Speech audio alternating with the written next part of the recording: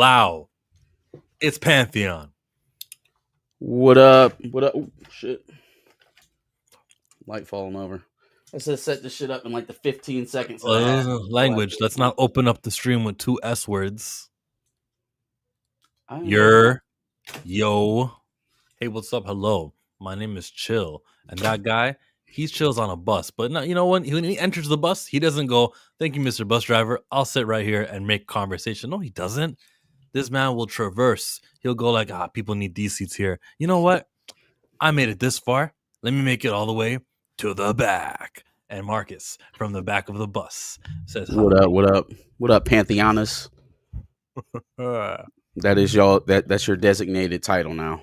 I like it. So we've adopted it. It is what it is. Oof, here we go. Keep calm in Pantheon. Here we go. That's better.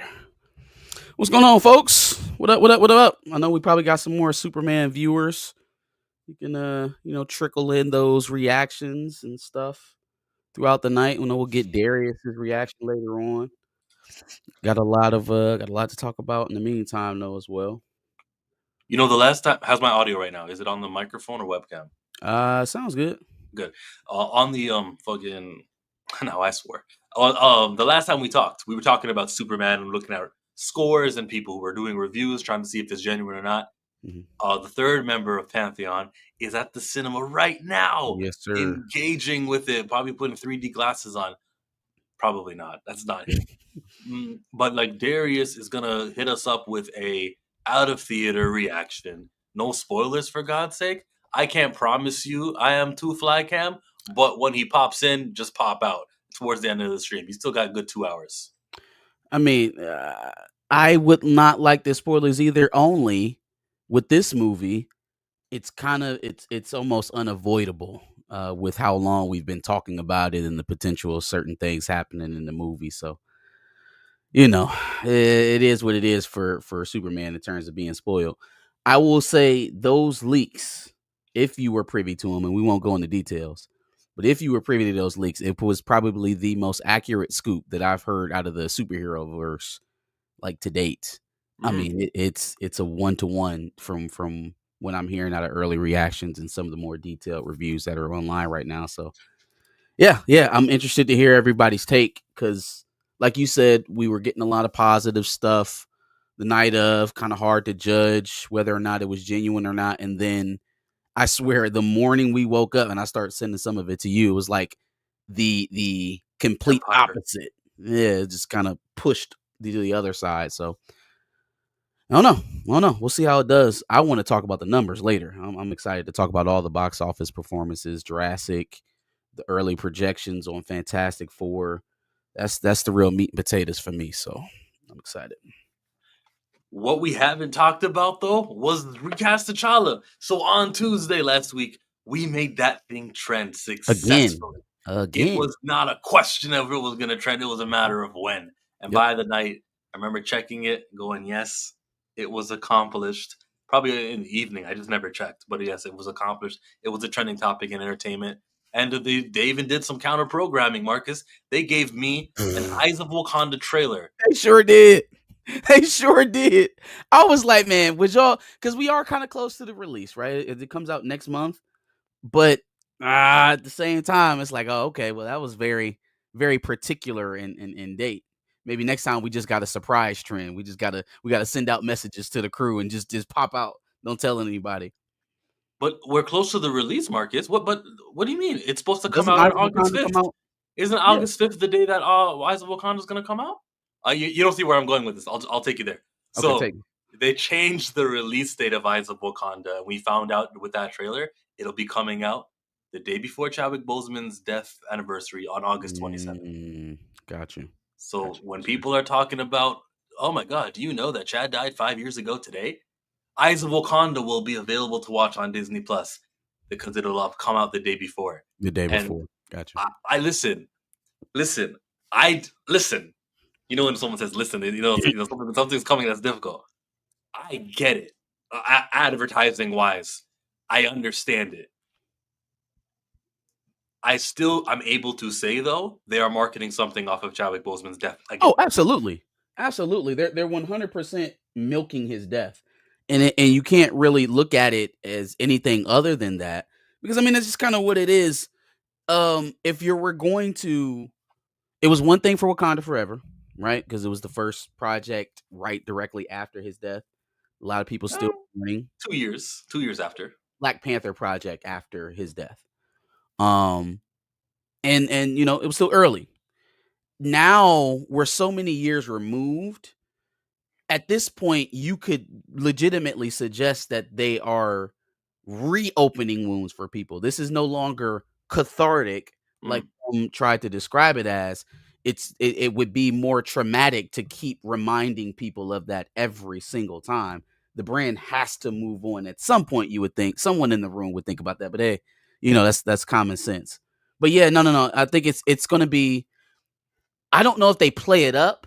Maybe they just let it be what it is, and then everybody just kind of maybe naturally Yeah. associates it with this death. I don't think they'll put out a lot of promotion around it and be like, on the anniversary of Chadwick Boseman's tragic passing. Like that would just be a little bit crass for me.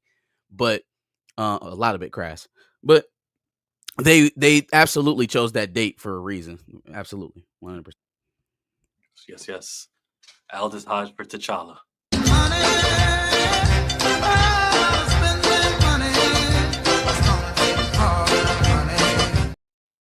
I am Two Fly starts us off with the $2. Oh, I get it. Two Fly, $2. Has he ever given more than two? I think he just does the twos. I'm not tracking everybody's super chats like that. I'm not Neither am familiar. I. Box office final predictions for Big Blue. Okay, I still got him making over $1 billion. For Superman? Yeah, even without the Chinese Fuck no, release. absolutely not. Now, it could still surprise and get maybe in that 7 to 8 million, $800 million range. I think would be very very good sign for them. Probably even beyond what they're thinking internally. But again, I just don't see where $1 billion is going to leg out sandwiched in between whatever Jurassic Park has left in this month and then what Fantastic Four is going to eventually eat up at the end of the month. There's not enough time for it to earn that, number one. And then number two, it's not tracking that well, even through all of the positive reactions that we're getting from fans and, you know, the critics is what it is. Still a lot of question around that. But even with all of that positivity, there does still seem to be enough apathy out there to make the numbers middling. So I don't see where it's going to get that business. Now, if we're saying foot traffic alone, just people who are out and about and just want to go catch a flick is going to push this thing to $1 billion, that would be absolutely impressive. That would be impressive. I don't know the last movie that did that, maybe Minecraft, and I don't know what those two movies have in common. I would tell you that opium, Barbie and Oppenheimer. Those I was thinking of the opium that Israel put into the flour of the Palestinians. with those movies came out on the same day. Oppenheimer didn't gross $1 billion, but it was just shy of it, and Yeah. Minecraft was also just shy of it. A lot of good press, though. I think good publicity, good word of mouth. I'm watching K Dot do a TikTok about Mr. Terrific was terrific. Like this is this one's gonna be fine. Chi-Town says, "What did I miss?" That's a double. What did I miss? That's a double entendre for Marcus. I think he's insulting you, but I don't get it.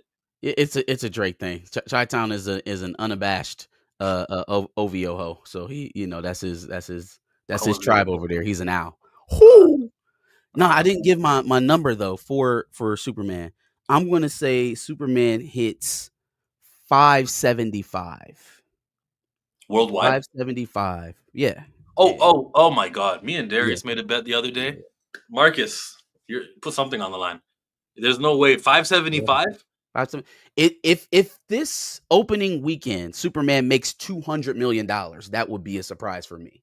Yeah, that So would be a surprise for me too. Chill. It's a superhero film. So superhero films track early. If this thing isn't going to make even $200 million in its first weekend, where is all of that rest of that money coming from? Where is it going to come from? It comes from longevity. The kids are gonna want to see this movie. The dog lover is gonna see this movie. It's gonna be in the movie theaters Sure, for a while. but there are And also gonna be Fantastic other Four is not gonna. things. So Fantastic. they don't wanna see Fantastic Four at all. Yes, there are more people who would want to see Superman than Fantastic Four. What's the Okay. bet? I You mean, said 575. I don't even gotta have it at 575. If 575. if I Superman was does thinking 800, 600, but that still feels lofty for a movie that's gonna make 150 maybe worldwide in its opening weekend with all of this 600 is buzz. lofty. I'm Man of calling Steel it did lofty 670. because where do you see anybody projecting this thing to have a Jurassic Park type opening? We don't Like even gotta Jurassic talk about Park that. is gonna make 600, 700, maybe even $800 million. Where is Uh-huh. that type of data coming out for Yeah. Superman right now? I wonder where. Yeah. So betting at 600 then? Is that it? So it's Yeah, let's lofty. put it at 600. 575 is ugly. Let's go 600. I'll say 600. Okay. All right. Superman 600 million. See, my bet with Ooh. Darius was that Fantastic Four will make less than Superman. He says Fantastic Four will. I'm just tell we're just over here at $600 million. Okay. And what are we putting on the line there, huh? What are we doing? You gotta give a dub and a L to everything that I ask you to do. For one show. TC, Empire, there was another, it was who else was tracking this? Renegade had it coming in at about 130. You could offer up some counter sources if you know some places, but that's where I got my numbers from. LOL indeed, LOL indeed. Yeah, Where are you okay. getting the 150 and the 200 globally? I can't wait to talk to y'all next week. I can't wait to talk to y'all next week. I'm not I'm not one to get swept up in hype, man. If the numbers aren't moving, then there's really no reason to change my opinion on the performance. Like, yes, it's been getting a lot of the positive buzz. There's also been a lot of people who have critiques of the film as well. And we're really just getting into the meat of what the bulk load of this audience will be tonight, tomorrow, and Saturday. So, yeah, it's a lot of excitement out there, just like there was a lot of excitement out there for Thunderbolts, and Thunderbolts didn't make $500 million. Yeah, because they're the Thunderbolts. This is Superman. Okay, all right, okay, all right. We Yep, don't saving that bet fuck the 600 Midwest million. brothers. We don't need stand allegations. I'm playing with you, bro. I'm playing. Chi-Town. Okay, Johnny says just came back from watching Soups and 40X. It was an incredible experience. I felt like I was flying. Go tell Johnny this is only making 600 worldwide. Tell him. 40X is dope. No, fine. Hey man, listen, I'm not telling you can't like the movie. Not telling you shouldn't go see it. I'm telling you, if the movie's gonna make $1 billion, it has to have a bigger box office than around 200 million globally. I haven't heard anybody tell me it's gonna make 300, 350, 400. Nobody is saying that. Nobody's tracking that. On the most optimistic, it's like 130 on the domestic side, and then like another 120 internationally. It's tracking behind Man of Steel in a lot of places internationally to this date tonight through the Thursday previews. So like let's dig into it. If we talking the numbers, I'm not having said anything about the quality of the movie. I haven't seen it. I'm just Mhm. saying how much money is it going to make? You know what's crazy? We're talking about all this money for Superman. Black Panther on his first girl grossed 1.3 billion. Whooping feet, whooping feet. Oh my god. And we over here. Maybe 600 million. Maybe it'll have 200 million. It's open. Maybe it'll be. Man, Black Panther wasn't playing none of them games. Black Panther did 205 domestically on an opening weekend in February. In February. February. Oh. February. Superman is going to eat the rest of the summer. Well, then that means Fantastic Four would most likely fail. Which I don't know. I don't know. We will see. Yeah, we'll put a table on this Superman chit chat. When Sure. Darius is back at the end, we'll get back into that. We can do your favorite franchise, Dune. Okay. They have two Dune movies. One of them is called Dune Part 1, one of them is called Dune Part 2. They decided to take the next one, which is based off of Dune Messiah, and they just decided to name that movie Dune Part 3. is this a controversial move by them, or is it just the movie audiences knows one, two, comes three, right? I I thought that was a pretty stupid headline, to be honest with you. I just assumed it was going to be three. I don't know. Maybe people thought it was going to be called Messiah. I mean, that was like I think the working title was Dune Messiah, but like things like that change, and it feels like it's kind of in line with what they're doing. Um, Side note: Robert Pattinson is going to be in Dune 3, The Batman 2, in Odyssey. I feel like he's gearing up for a strong push, man. Robert Pattinson is really doing his thing, and not to flip flop back over to the DC stuff, but like that really gives him and Reeves stronger position in terms of working this whole who's going to be the DCU Batman thing. Because man, if he hot like that, it's going to be hard to turn to some other new actor and be like, "Well, no, you be the universe guy." I don't think the audience would necessarily. But then again, I've had a hard time assessing the DC audience this entire time. So let me just butt out and let y'all have y'all's thing. But back to Back to Dune 3. Dune. Yeah. The star power is incredible. The reputation, if it wasn't already from like the legacy of the other movies, the reputation is a positive one. Denis Villeneuve is a capable director. This can be a great ass movie. Dune Part 3 makes sense to me. I remember when they had the Game of Thrones was the name of the first book, right? Of a or Mhm. Song of Ice and Fire. Song of Ice and Fire was the first book, but that takes you through like shit. The first 4 seasons, I think, is all Song of Ice and Fire. Um okay. So but Game of Thrones is the name of a book though. It's one of the books is called that. Well, so And they like the series is like a Game of Thrones series. The book is the Song of Ice and Fire, and then there's Dance of Dragons, and there's like there's sagas. So they kind of told the story based off the order of the books. He stopped at like season 6. That's why 7 and 8 were so wacky because there was no source material after that. and I'm trying to say that they named it after they didn't change the name each season. It was a brand new show. This one's called that. This one's Right, called that. right, right, right. Instead, like with the names of each book. Same way like a movie would be Harry Potter and the Chamber of Secrets, Harry Potter Yeah, Prisoner of there you go. Azkaban. Yep. When it Mhm. was season 7, even though we weren't adapting the book that was called Game of Thrones, we just maintained with the name.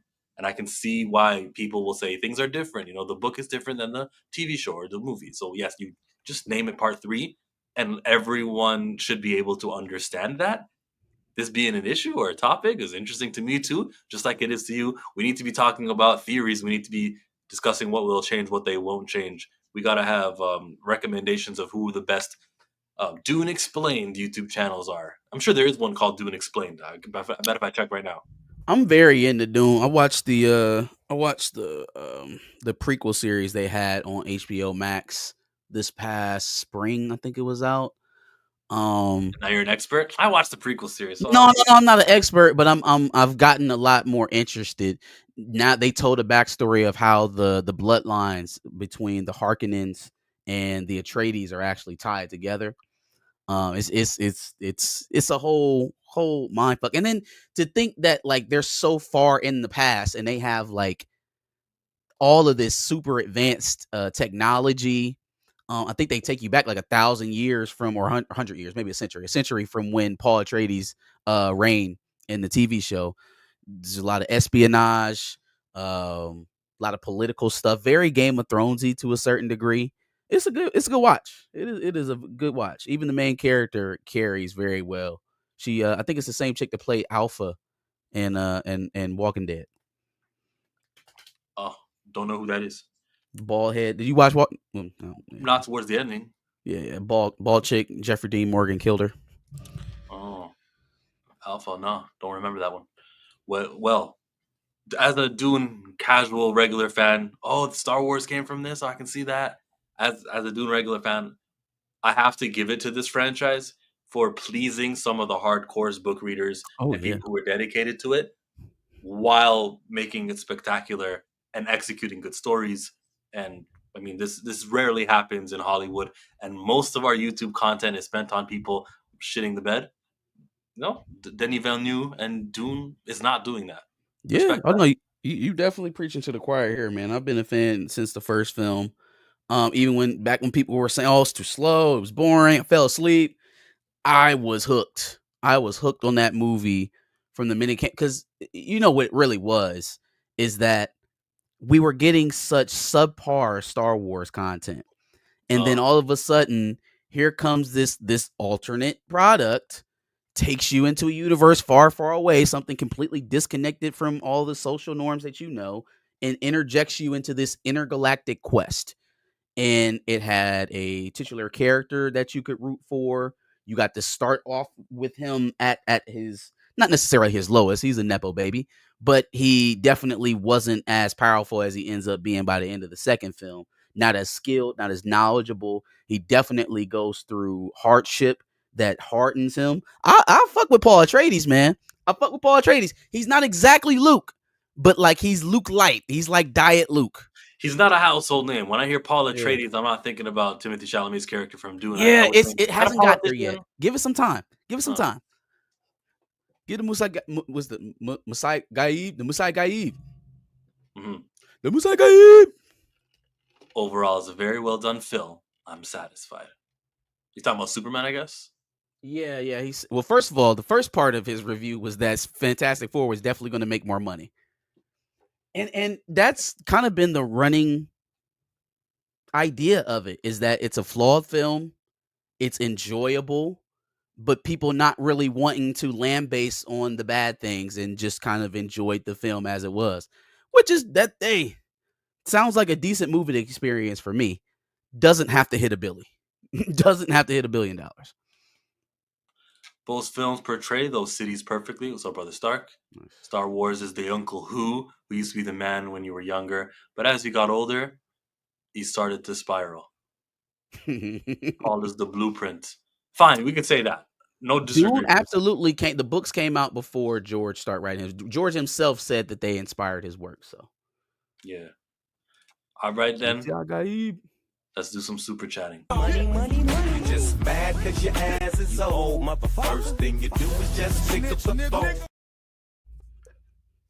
I love that one. That one might be one of my top 3 favorite, super chat. That's why it's always in rotation. I never took it away. Mad cause your ass is old. Well, here's more than 2 pocket watching on chats is crazy, but do you? Who is your favorite director active right now? Fave DC. We were just talking about Denis Villeneuve, right? Yeah. I like James Gunn very much. The Suicide Squad he did, Guardians. Who's your favorite? Who I like. Who does a good job when he's not killing the greatest black character ever? Nolan. Nolan's got to be like the up at the top around there with Cameron right now. Make me care. Bryce Dallas Howard, I'll put her name in there. She's dope. I like her. Antoine Fuqua. This is a lot of favorites. This is a lot of favorites. He was $5, If it was a $2 super chat, we'd have kept it. No. We appreciate it. Appreciate it. Yeah, Antoine Fuqua. Who's John Wick guy? Stefanski? Oh yeah. You know what? He gets the win. He even came into Ballerina and did some editing and changed it up. He finds a way to tell very deep and detailed stories with the fastest pace. And that is like that's largely my criticism with a lot of my directors is that when the shit speeds up, it stops making sense. Right? When they put their pedal to the metal and they start doing action stuff, all of a sudden the story gets out of whack. I'm sitting over here watching a certain television show that I am not going to review on Disney Plus, and the action picked up in the later episodes, but also the bullshit did too, and the shit stopped making sense. And I'm just like, well, why can't we do both? Why can't we do both? Shout out to Stefanski, Chad Stefanski, I think his name is. Are you talking about the number 1 show on Disney Plus? Don't play with me. Number 1, the number 1 show on Disney Plus. Get out of here. Great, all the great library. Thank you to I Am Flycam. So where we want to go to next? We hit up Dune. We talked some soups. Kenobi, second season of Kenobi. The second season of Kenobi has been rumored by Daniel RPK that it's gonna come out, and they're working on it. And I am concerned because I didn't like the first season of Kenobi. Time out. I just saw a super chat come in, and we can put this to bed before we get into it. See, as the rich is getting richer, the poor is getting poorer. RW Chi-Town with the $2. He jumps in. He says, "Should we get Superman 2 before Justice League?" Okay, Iron Man came, and Iron Man 2 came in 2010, and then Avengers in 2012. So I feel like one of Zack Snyder's missteps, or Warner Brothers, whoever it was at that point, was going straight from Man of Steel into BVS. Right, like let both of those characters kind of hone their thing, like you were just talking about with the MCU, how they kind of had their own. We had 3 fucking Iron Mans, we had a Hawk movie, we had a Thor. Everybody kind of had their own established thing, and then we came together. So we respected everyone. If we start mashing it together too quick, I mean, there were a lot of other problems with BVS, but it doesn't feel earned. It feels rushed or cheapened. And I think that weighs on the overall reception to the universe in general. So, number one, I think it's going to depend on how much this Superman makes. Number two, I think they would be better served doing a Superman 2, or very least the Brave and the Bold, the solo Batman film, before they try to fast track a Justice League film. Yeah, so it's not a matter of so Superman 2 I would want before Justice League, but I also would want all the other heroes who are going to be members of the league. Not just Superman. Yep. Exactly. And not just through movies, through TV too. I think Green Lantern, something's going to happen in Green Lantern. I had a theory that what's his name? The Green Lantern in Superman is going to die and he'll give up his ring, and that's the vacant ring that Jon Stewart is going to put on. Yeah. Dope. I don't know. I haven't seen the movie yet though. So let's get on to the next topic. Gilroy and Jonathan Nolan. That's Tony Gilroy from Andor, eh? I didn't mention Spike Lee. I think it's more so I like the content he covers than it is his directing style. But he's a favorite. Spike Lee's one of the OGs. I think if we were talking about active, he make a movie once every 10 years now or so. He is not, I consider, active. Diana Prince, she will be cast. There's no way they don't cast her. Yeah, don't worry about that one. That's next cool. Chat, we're doing Kenobi. Daniel RPK was revealing things about Star Wars and that Kenobi will get a second season.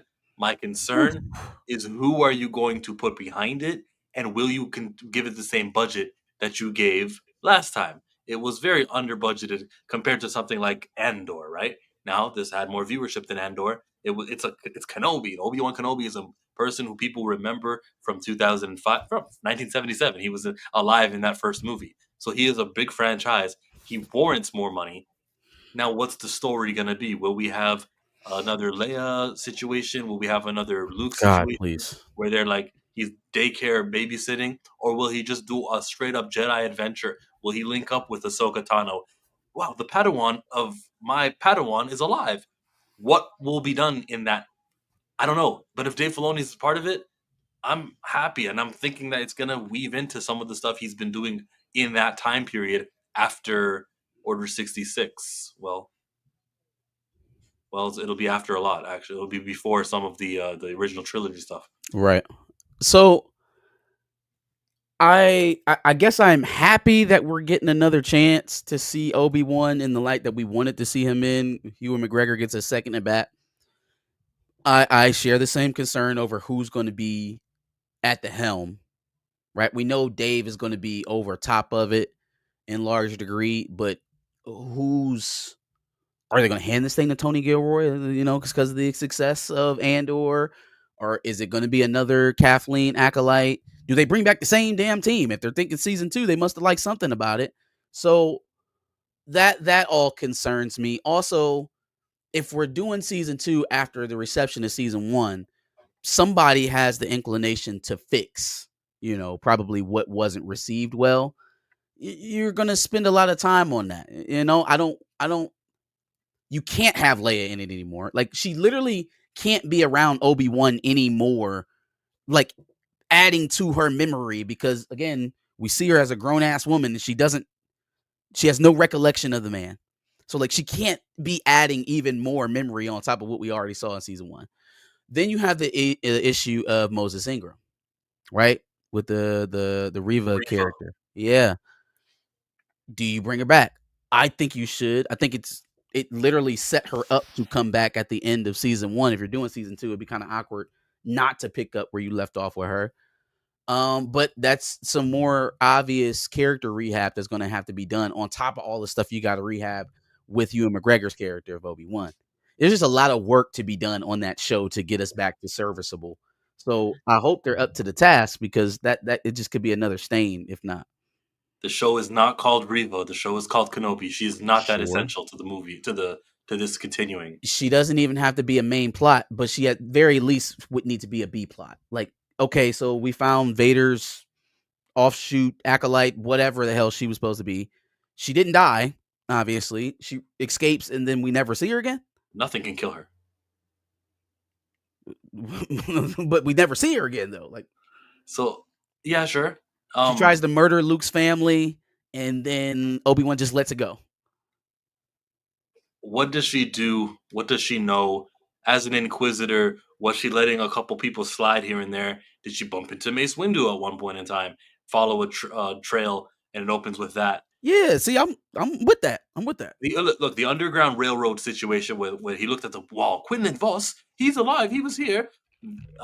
That character and his wife, or his not wife, but his girlfriend, Asajj Ventress. Asajj Ventress has been featured in Tales of the Underworld. Yep. And it's not like they're done with that character. It's not going to take much to put the prosthetics and maybe face paint to make a human being play Asajj Ventress in live action. The Easter egg of that Underground Railroad, the markings on the wall say Quinlan Voss was here. The Easter egg there can be furthered by Dave Filoni. He probably put it in there on purpose when he was, got the job as like the chief creative officer. He's like, oh, wouldn't it be cool if they mentioned this? Because I don't know if Deborah Chow or any of them really care about Quinlan Voss or know anything for that. But I'm looking at Dave Filoni, and as the showrunner, as a mind who's got his, he's over here on this time period, that time period, thinking of Star Wars. I think anything is possible. The best case scenario is possible. And he's got like next 3 years to prove that we're fine with him creatively. It takes a long time. I'm rambling, but it takes a long time to see some of this stuff play out. He got his job a long time ago, like 3-4 years ago right now. But so much was in development. They already decided to do an Acolyte. They decided Andor's getting 2 seasons. They decided these things. And Skeleton Crew. Now let him decide the direction of the universe, coming off after Ahsoka. And I can go, I see what's happening here. We just got to be patient. And it's like the same way with Marvel. We got to be patient. It does take like 3 or 4 years. Thunderbolts flopped. They're telling themselves right now that they've got their thinking caps on. They're going to maneuver differently. It's going to take years to see that. Yeah, I mean, we still got to see some return, though, on the projects that they're still making in the meantime. And so that's kind of where this speculation goes in terms of a Obi-Wan season 2. I see some people comparing Obi-Wan to Acolyte. I don't know if it was quite as lore breaking as Acolyte or as structurally bad as Acolyte, but in terms of reception, that was one of the more disappointing projects because it was so early, right? Like we had waited forever for that project to come out, and then for it to lay so flat, that was just very, very deflating as a Star Wars fan. So I think in terms of reception, you may be right, but I don't want to get anywhere near a conversation about an Acolyte season 2. Like let's not don't speak those words. How would y'all have been able to fix the Acolyte if they had the opportunity? If y'all had the opportunity, burn the hard drive, burn it, burn that shit. And I only saw 3 episodes of it. I can't really answer this adequately. I got all the way through that thing. Burn it to the ground. Okay, so I probably wouldn't even have touched the issue of Avergence. I would have left that shit alone. I don't know why that was the main thing in the show to tackle. The whole Force Witches cult thing. They've been dabbling in the whole magical side of a galaxy far, far away here for a little bit. So I don't begrudge them for that necessarily. But when they were trying to reach back so far into the pot, that's what messed it up for me. Like it wasn't on Leslie Hetland and the other, writers on that project to decide what the history of Star Wars was. You would have thought that they would have operated on a much smaller scale in terms of storytelling. So I would have scaled back the story a lot. If you want to keep the whole Osha and May thing, twins split and living separately, one yearns to be a Jedi, the other one still owning their witchcraft skills and becomes an assassin. That's compelling. I also would have made them actually pay for some of the consequences, some of the ill-gotten actions that they took in the show. I think they kind of confused the morality of everything with some of the shit that they were doing. It was kind of flipped. Bad guys turned into good guys. I don't know. It was a lot to fix in Acolyte, but that's a few things I would have done. This man pieced out on me.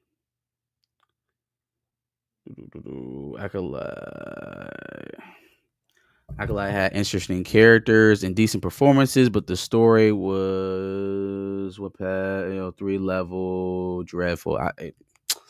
Hey fam, I have a sneaky suspicion I'm going to be feeling that way about a certain project this weekend, but I'll still keep my fingers crossed, and we'll see.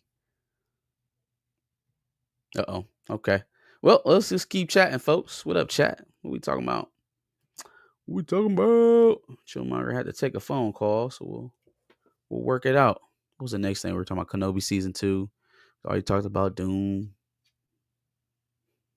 Has everybody seen Jurassic Park? Anybody seen Jurassic Park yet? I know we've been talking a lot about Superman or Jurassic World. I don't know. Last take on Star Wars. I don't care if they're not famous. I don't care if they're not actors.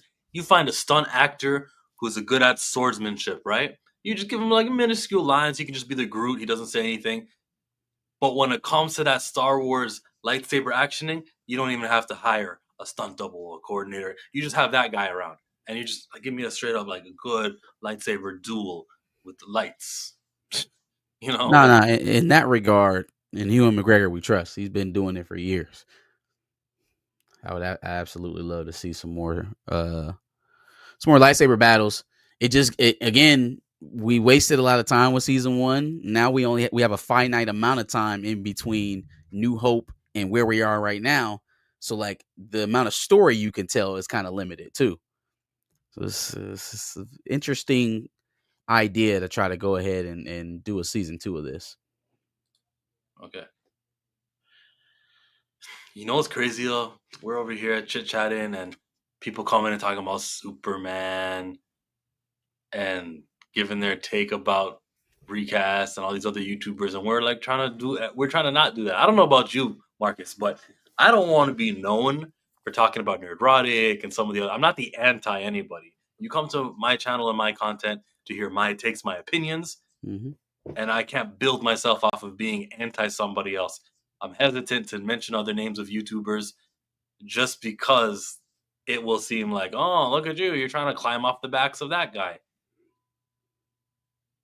So yeah, I mean, I agree in the sense that like I don't want to get popular by riding somebody else's wave. I'm not shy about calling people out when I see bullshit, but I agree. Probably just come for what I'm talking about and not to hear me talk about other people. Is there something going on in particular that spurred this? The Nerdrotic thing? Yeah, remember the 10 racists on talking about Ironheart? Oh yeah. I guess that's what he meant. I don't know why else you would mention Nerdrotic. F Nerdrotic and their opinions. Sure, but you gave them airtime right now. Like they wouldn't have had no oxygen. The whole Nerdrotic crew wasn't going to be mentioned until you guys wrote that. So use your power of influence by mentioning YouTubers you do like. Talk to me about how the Spoiler Kings are going to go live in a few hours. And they're gonna kill it. They're gonna hit all the topics. Tell me that. For sure. Saw Superman today. It was dope. See what I mean? Everyone just coming here talking about what they want to talk about. Superman. Shaitan says, if Damson was the real T'Challa or a variant, would y'all accept him? Honestly, yeah. The answer is yes. If he was the real T'Challa, yeah, absolutely. Hell yeah. Honestly, I think we shouldn't shit on him if he gets the role in that Aldous. You might Shitting have a on him. misunderstanding. We never said to poop on him. It was just that we don't want to cheerlead him if cheerleading him means that Toussaint is going to be T'Challa, Black Panther. We can also just continue to encourage him to hear that the fans want him to be the real deal, and for him not to cave in to what they are probably willing to offer him. Like, if it's gonna be you, fight for the role, bro. Fight for the role. Internet tribalism is the low-hanging fruit of channel growth. I agree. So I feel you. I don't come here because you just happen to hate on someone I don't like. I come here mainly for your opinions in general. My bad, chill. I just ain't like the leftist shill comic book opinions shouldn't be based on politics unless that's the story. Vote Zoran Mamdani. I heard no one talking about F1. What's up with that? I seen it. Did Go an ahead. out of theater review on it. It was pretty dope. It's gonna lose a bunch of money, but it was a really good experience. I saw it in Dolby Digital.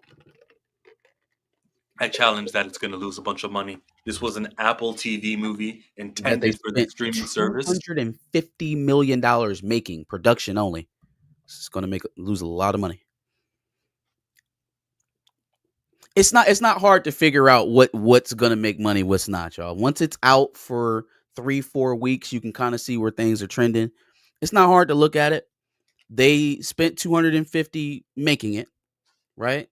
So then what did they spend marketing the film? Let's say it's a smooth 100 million. It's like 2.5 times to clear your production and marketing budget. So then 2.5 times 250, they would be, hold on, because math wasn't my strong point. So it's 500. What's 750? They need to make $750 million. Anybody hear F1 even getting close to that in terms of box office performance? Who is they? The people who track numbers. Have we found any sites or sources? When I said who's they, you said they spent 200 million on the Apple and Warner Brothers, whoever made the film. That is exactly what I'm going for. The original intention was we're going to put it on Apple TV. It'll drive subscribers. It'll please our audience. And that's why we're going to make this movie. In came Warner They might Brothers. end up making some of that back. They won't make all of the money from the theatrical side back, though. If they're going into it saying that we'll lose money, that's one thing. But don't say it's going to make money because they get subscribers on a streaming service. That's not how that works. That's how they think. They think if this we're going to put some great content on our streaming service, which will please the subscriber base and which will keep them instead of them going, there's nothing on this service. So that's the point. It will allow for a renewal. It keeps people happy. That's why Netflix does all the great stuff that they do. It's to keep us renewed. Though Warner Brothers came from the outside, they're this outside party, and they go, how about we put this into the movie theaters? So they don't put 200 million into the production budget. They probably gave them a licensing cost of, and Apple said, fine. I don't know how much Apple broke it down with Warner Brothers, but because it's in the movie theaters, every bit of money that is being created is additional revenue that wasn't intended for this movie. No matter what it does, it's making money that it wouldn't have made otherwise, and then it'll end up on Apple TV. Okay, so once again, what I am talking about is covering the financial cost of making the production. We can talk about what it makes on the secondary market. We can talk about what it makes on PVOD. We can talk about what it makes in terms of bringing new subscribers from from subscription-based sales, right? Mm-hmm. That is all separate from what we are talking about in terms of did the movie that was put in the theaters, we had to go rent auditoriums to show this, right? We spent money to get it out here. What did it make, right? If it doesn't make a profit and you're okay with that because you think you're going to grow exponentially on the back end, that's a completely different act. Yeah, okay, that's fine. Apple is okay with that. That's not the movie making money, though. That's maybe you expanding your brand, maybe you're growing your subscribership on your streaming service, but you did not recoup $700 million, right? You didn't get what you spent to make and market the movie? Okay, Warner Brothers. They've got to market this movie. They're going to put in 100 million, maybe 150 million. Whatever they Okay, put, yeah. they'll go in hard. If the box office comes back and they're at 300 million now, they might get 400. Okay, they will say this movie cost us 150 million in marketing, and since the box office was 400, we did enough. We're okay. Now Apple, I don't know. You guys never even wanted to make money off of this. You just wanted to put it on streaming and make your streaming customers happy. Sure. And you thought that because every month our streaming service gains blah blah blah. This is part of that. This will pay for that. Yeah, I mean, if that's how they went into Warner it, Brothers. I'm good. Warner Brothers, for the studio that is Warner Brothers, they are fine with this. They have succeeded. It's a matter of Apple and how you calculate subscriptions and how much of that subscription, $10 a month that a customer is giving, how much of that $10 do you say paid for? Because it's not just because we're thinking about it as, okay, well, they get subscriptions that can help cover the cost of the movie. Yeah. The site itself has overhead. It has costs. They have employees. It costs to run the servers for the platform. Like, there are bills to be paid with those subscriptions that you're signing up for because F1 is on there. So it's not like all that money that they're generating is going back to the film budget. Is kind of my point.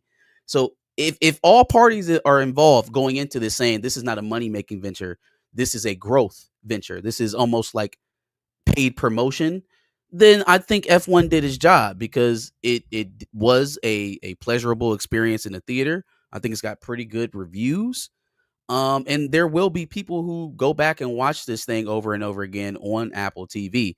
If that was the goal, then I think they succeeded. I'm not saying whether or not you can garner any success from the film. I'm just talking strictly fiscally. Did it make what it spent?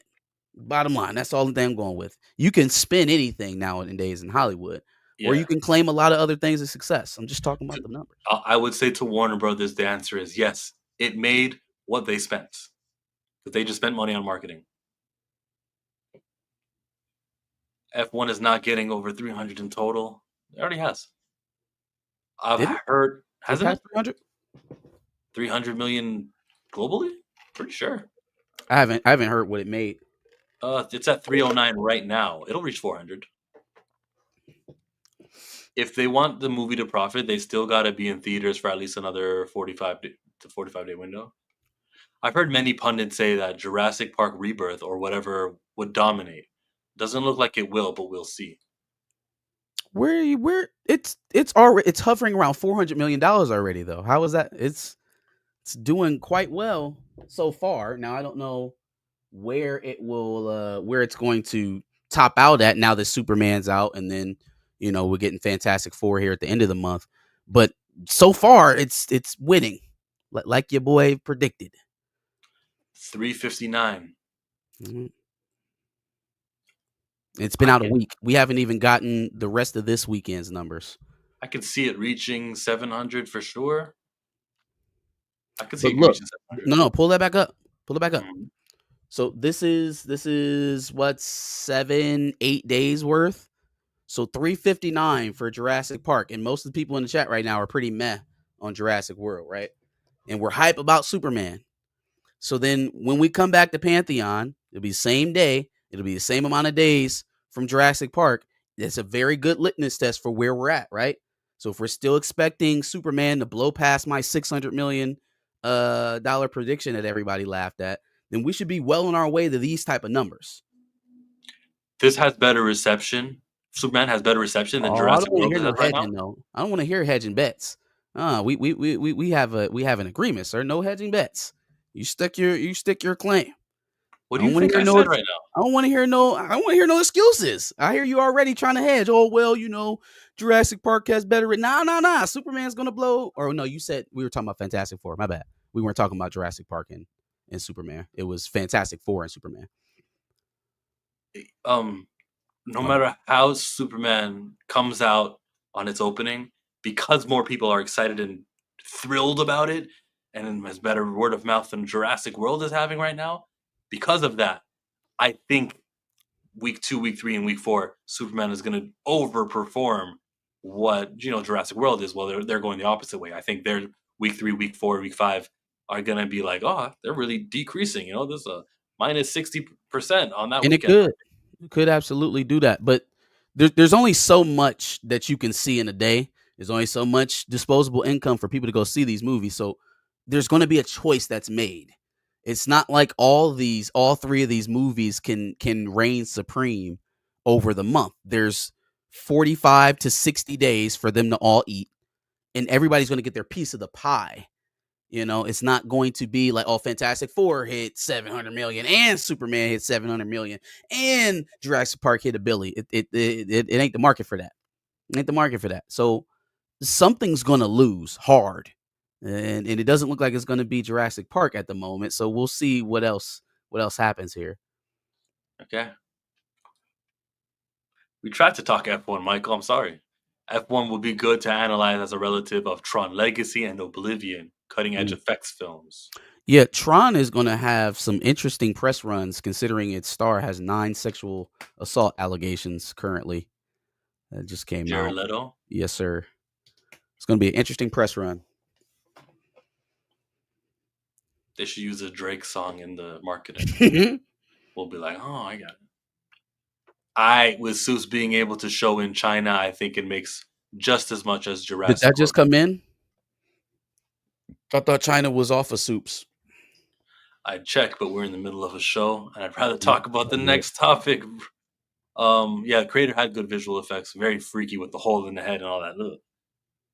Didn't make no money though, but they barely advertised it. Okay, let's talk movie theaters. Let's talk about AMC. Recently, they said that we're gonna do an AMC discount Tuesday and a discount Wednesday, and you can get cheaper popcorn and drink combo. Everyone come to the movie theaters on Wednesday, just like you used to come on Tuesdays. Will this work? It's going to take some time. It's going to take some time for people to even know that this is happening, right? Mm. I think you shouldn't just do the discount on Wednesday when a random customer comes in. You should be able to tell them, like, Wednesday discounts. If you're using the machine to buy your ticket, it should say Wednesday special, 50% off. You should have that on the button so they know that and they don't think, oh, this is the normal price for a movie ticket. Actually tell them that it's a Wednesday deal to encourage them. And then if you're buying it from the box office from a human being, they can also mention that because today's Wednesday, regular price 10, Wednesday price $8 or half price off. Tell people that, because they don't all have variety on their notifications and they're not reading the trades like we're reading. So it's going to take some time for people to know about it. Is this a winning strategy? It's a strategy, and I have to encourage that. So yeah, good job, AMC. Yeah, I am an unabashed AMC hater, and this has already gotten me into one of their theaters here this summer. So, anytime economic straits are at their worst, value plays are the best thing for companies to do. Now, it should tell you something about where our politics and also our economy is, that so few people are actually doing this. But this is the easiest way to get people to spend disposable income when they don't have a lot of it to spend, is to present them with value. Okay, well, yeah, you may have to come out here and spend 20 to 40 bucks to go enjoy yourself at the movies. But if you do it during Wednesdays, maybe we'll take $10 to $15 off. And so now it becomes an easier proposition for people to dig into their pockets, even when things are tight, as opposed to, hey, we got the newest 4DX, we got the IMAX 70.55 ratios, we got the Dolby Digital. All of the cost you is $25.99. Hold up, and people are people. I got people look, can't look have at this. that. Look at this snap somebody just sent me. 10 out of 10 movie. F Israel. No, I had to pull it away. I didn't want you to see, because it disappears in 10 seconds. That's hilarious. Someone I know went to the movies and saw that. Are you in New York, Raymond? I didn't know that. Yeah, we got Regal Theaters where I'm at, Kingsport, Cal. Same. There's a Regal down the street. That's the one I prefer. It's a market. If it's down the street, whatever, right? Because Regal, they've got their AMC Movie Pass. They've got their Regal Upper Deck or whatever it's called. Mm-hmm. Regal King Crown Regal Cinema Pass. Regal Unlimited. Shout out to the Marcus. So yeah, and we got Scene in Canada, or for Cineplex, we've got Scene. You can collect Scene points when you go to the grocery stores. Also, I think the things that are getting people interested in theaters again, in terms of a regular experience, are the rented out auditoriums. Those have become a little bit more affordable. That's a good. I think a lot of theaters should be thinking about that. I seen a newer theater that's been built where it's all private experience. So basically, you book an auditorium for you and your friends. They take your orders for the meals and stuff like that. Yeah. That kind of stuff can be done at these multiplexes on a larger scale. It would just take some more forward thinking, some more overhauling of the structure to make it happen. So I do think there's a need to modernize. I think a little bit of the, oh my God, everything's going to topple over. They've kind of been saying this for like the last 15 years that the theaters are going to die. So I think it's a little bit overblown, but they do need to update. They need to come into the 21st century. The government uses movies, entertainment in general, right, to condition your governments, condition your military as this positive beacon of light, and other reasons too. Movies aren't going away anywhere. It'll be fine. I mean, they could do that on our phones as easy as they can do it at the multiplex. But I mean, I think first of all, there's too much money interest for Hollywood to die completely. Will they start to lose some of their influence, some of their power to kind of force their influence on people? Maybe, and that's not necessarily a bad thing. Will it go completely belly up? We won't be making major motion pictures in America again. That's hyperbolic. It's hyperbolic. So no, I don't think it's imminent death is around. We're just looking at a inflection point. Something has to change. Somebody's got to be smart enough to figure out where we go next. You think we have good movies that... I don't think we have good movies that are big. I would say the good movies exist, and they're not, Terrifier, they're in there. You got to find an A24 movie, but I don't think the big ones, the expensive ones, are killing it the way they used to. What it is the biggest, the loudest studios that we have, the ones that are most visible. Not only do they have the biggest voice, the most reach, the most impact, but they're the ones that are so stuck in, bygone ages. They're stuck in things that were working in the early 2000s, things that were working in the 90s. It's not reaching modern audiences. And that's why younger studios, people who don't have such set in their stone ways, executives and higher ups like Blumhouse, like A24, like DreamWorks, right? These are younger studios. These aren't 100-year-old dinosaur companies. They have younger people in there, people who are still connected to the fandoms that they're serving. So that's why you get a little bit more relatable films, but they're just not as large a scale. They don't have the biggest bankroll. So they can't be as loud, can't be as grandiose. They can't have, troves of influencers to come out to Burbank to see them on the lot. It's just not feasible. And how does the AMC changing their movies to half price on Wednesdays fix that? Well, because it's the delivery, right? It's the delivery part of it that the theaters can change. They can make it more appealing, more appealing for you to just walk into a theater and see if there's something you would like, as opposed to you needing a reason to go to the theater. They can be more appealing to that passing by traffic, as opposed to, oh man, I guess I'll wait till the next Marvel movie to come out before I come back here. We know you like movies. We know there are good movies out there, so we'll let you watch 4 movies a week for the same price as 2. We'll bring you in there. You get to sit and watch some of these independents that are good and decent. And Yep. Yeah, and they spend money on popcorn. That's super expensive. $7-8 popcorn. I don't even get mad at them anymore, because it's the only reason why they're in. The only reason why they're open is because they can charge you $20 a pop for a large popcorn and a drink. Literally, the studios take damn near everything from those ticket sales. There were times I was doing well with my money, and there was no problem. And then there's times when money is tight, and I'm going, that is preposterous that they're charging that much for popcorn and the drink. It's why this is so it's such a good idea. Even with the Marcus, right? They had their discount days on Tuesdays, but when you go in there, you every patron gets a free popcorn. They give you a free complimentary popcorn with your discounted ticket Ooh, on Tuesdays. So it's a good value play. So now I'm thinking, damn, do I really want to leave out the house and spend all that money? Well, I could just, I can go it cheap this time and just get my ticket and my popcorn and go sit down and watch. As call up opposed a to any friend. other theater that's not doing that. Call up a friend and call up a lady. That's another thing. Culturally, this is the place you go with a girl where you can be at the same place with each other for 2 hours. If you're dating, some of us are, Yeah. whether you're dating or not dating, whatever your situation is, like everyone's been on a first date. Let's go to the movies. Oh It's yeah. culturally intertwined with the world that we live in. So yeah. Well, but then you know what? Some girls, you better not take me out on a Tuesday. You better take me to the movies on any other day. Nah, they don't know that much. They not that savvy. They don't know about I've heard discount it. day all like that. No, it's known. I don't know. Like you just said, you gotta work up the recognition for people to know that they have discount days. So I don't think everybody's just gonna know off top. Hey, Oh man, single you taking me people. on the discount day. Hey, hey, now that you know about the AMC Wednesdays, and not everyone really knows it, single people, go ahead. Wednesdays, take her out. Take Don't advantage, I dog. got a Ball baby. I out. got a baby. Don't worry about it. Click. Ball out, King. I can get behind that, Marcus. All right.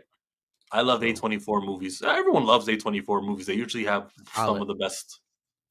I usually smoke it in a flask. We don't encourage that. Culture Media Channel says they should bring back arcades back. It kept me in the theaters in the 90s. So a lot of the older ones out here still have arcades in the front, Yeah. but the newer ones are just like bars. It's just bars in the front. Now that I think of it, yeah, some of us still have arcades, but some of us do have bars. Mm. Trying to attract families to come back for family movie night. Facts. Love A24. Watch them landmark theaters, intimate with great sound, video, and restaurant quality food and adult drinks. You sound like you take advantage of every I service love that that. they That's the offer over special there. Friday night right there. Yeah. Kingsport says, I took a chick to see Hotel on a date. Didn't go well.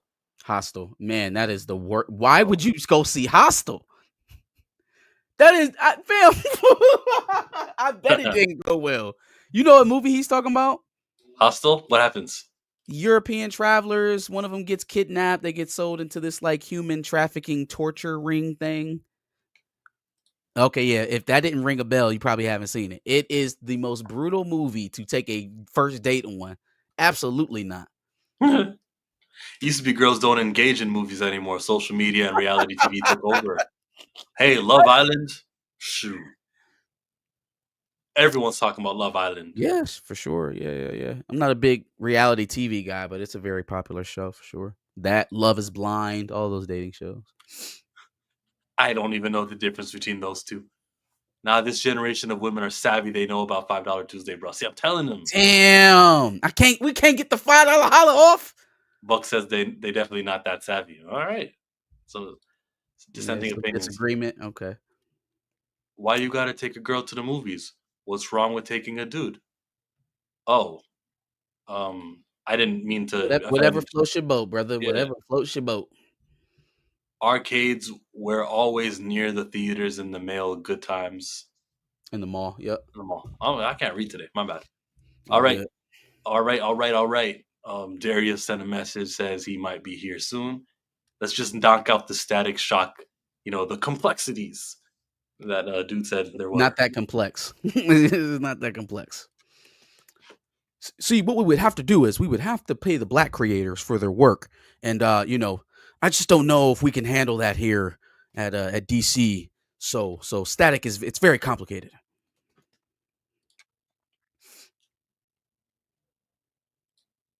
I would be surprised if there are any like film agreements in for the milestone characters. Because Icon. When you say the milestone characters, Icon and Rocket, static. We're not going all that hard for hardware or some of the other I ones. fuck with hardware. Man, hardware is a staple of our background in the front. Got hardware on the wall. Shout out to hardware, man. As much as hardware is on your wall, people saw Icon in the Out Young front. Justice. Yeah. Okay. I was looking for it as I was talking. You got static on Yeah. that wall, but I see the Yeah. Static Shock there. Yeah. Yes, sir. Let me move the Pantheon thing. Actually, it's not that important. Who cares? Yeah, it's on the wall. Well, It's right above Kobe. let's go to the clip where she axes him. Seeing that right now. Yeah. This movie is that none of the characters. Here. Yeah, or Vixen, like, because I really need that Nubia storyline, James. I need it. I need it. Okay, I know. Well, I'm very aware of Nubia, and yes, we are very much talking about that, and we need to have, I want to have all sorts of people represented, DCU, and yeah, you might be happy in the not too distant future. That just makes my heart smile. Okay. Oh. And did you have any more updates on Static Shock? That's another fan favorite of mine. Yeah, no updates on Static Shock. That's there's a whole bunch of complexities behind that character right now, but so I don't have as good news for you on Static It's Shock. okay, but you gave me good news. Okay, we gonna get a Billiken one day, and then we're gonna make people be known to Nubia. So I'm okay with that. Yeah. Look, I just want to thank you. She's got it right. You want to make people known to Nubia. That's the point of these things. That's Pay a her fact. weight is the YouTube channel. What'd you say? I said that's a fact. I feel like he was placating on the Nubia shit. Like, no, you're going to be excited because he just bullshits too much for me to take him serious. But the static thing, man, I just don't know how complicated could it be. How complicated if you don't already have the rights to those characters? How simple would it be to just write a check? Like, what's the complication? If this was any other auxiliary character or Elseworld character that came out of the DC universe, it would be a phone call and negotiations. What would be so hard about getting that character? Is there someone in the studio that doesn't want static? Is there Ike Perlmutter on WB's board that's blocking the blessings of a young black actor out here to play Virgil? What's the complications? Let us know, James. Let us know. You love talking, man. Get on here, chat. Charlotte Fullerton. What's that? Charlotte? Why would you say that word? What's that got to do with anything? Yeah, Dwayne McDuffie married a comic book and television writer, Charlotte Fullerton. Okay. Where is she? There's no pictures of her. Fingers crossed, Dwayne. Fingers crossed. Fingers crossed. No. It is what you thought it was. No. So the Taste the biscuits. Taste the biscuits. With that honey sauce. Ooh wee. Damn, Mr. McDuffie. Anyways, it's all good. Okay.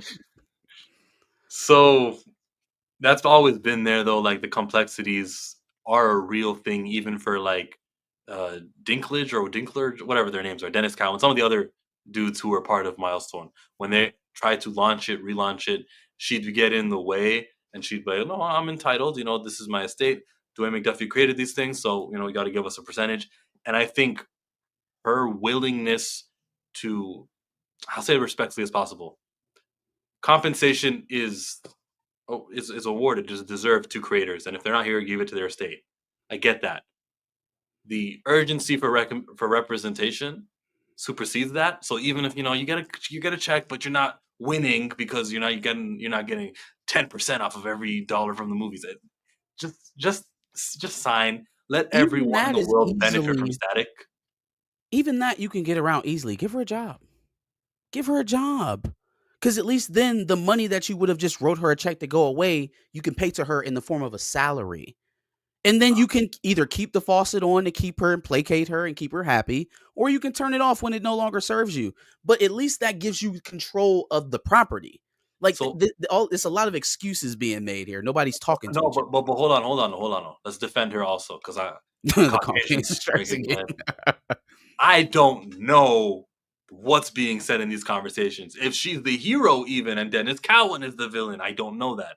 But I'm going to lean this way and have my finger pointed towards her when I hear complexities, when I know about the issues that Milestone is facing and her wanting to get a little bit of money off of some of this.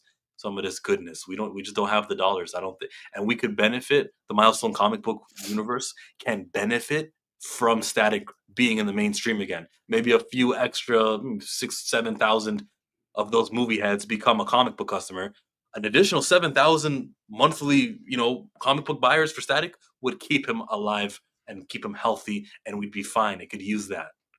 So in review, Dwayne McDuffie's late widow, or not late, his Charlotte widow, Fullerton. Charlotte, is gatekeeping Static Shock from the world. I believe so. Okay, well, man, that's not a good position for her to be in. But wish her the best. Hope it works out with Static Shock. I still think a check makes this happen. Now, how big of a check determines on how big of a plan they have for Static Shock, if they even get their hands on them. If this is a show on HBO Max, that check is not going to be that big. It's probably not going to satisfy her, and she'll just keep holding out. If it's a film, if James Gunn is earnest about his liking of Virgil, then maybe there's a number in there. Charlotte's Web is crazy. Maybe there's a number in there. If they have a serious need for another black character that they want to put on the silver screen, then that number is there. They can find a way to make this happen. Mass Darius, when he pulls in how Mr. Terrific did, and if he could be that black character. Well, we got Dwayne Coleman says no chill. It's simply no black leads. What did I say? No. I stopped because he said my name, and I thought, oh, no chill. He's gonna. And I like when people correct me when I say something wrong.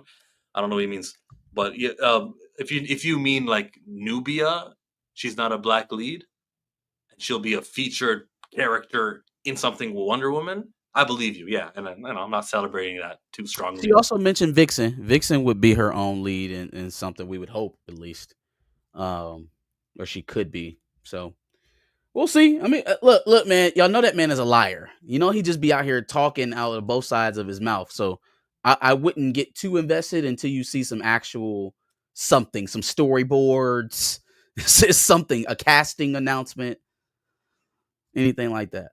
What's the best thing you would do for Static Shock? And that's a question for chat too. I'll check in a second. Do you reboot? Do you do X-Men 97 basically, and you give Static Shock season 5? That would be dope. That shit would be dope if they redid the animated series and continued it like an updated, like where is Virgil now? Oh, that shit would be dope. But if we're talking live action, like we just gonna start out in the live action, I think movie, man. I think movie, because here's the thing. If Static Shock can't get on the silver screen for them at a DC, there is no young black character for that to happen for. It's just not. If Nubia shows up, she will be in addition to Wonder Woman's story. I have hope for Vixen. Vixen can be a standalone character, but there are other projects she could show up in theoretically that would make sense. So if there is a standalone character that has its own built-in fan base that will show up and be able to propel that character, if it's not going to happen for Virgil, there really isn't a young black character that can happen for in their thing. It's not going to be a Cyborg movie. They've already put Lanterns in as a TV show. Now, they could make a Lantern movie later down the road, but as it stands right now, it's just a TV show. Without that list is very thin. Say it again. It's just a TV show without a season 2 that's promised. Right. So right now, it's improve it mode. Y'all gonna go see a Cyborg movie? Don't. You're gonna go see a movie about Cyborg, like not Titans or not him in the Justice League, but just Cyborg. I don't know if it's going down like that. I don't think so. But if James Gunn loved Cyborg the way he loves Superman and Krypto, and if he was behind it, a dedicated guy could make Cyborg a thing.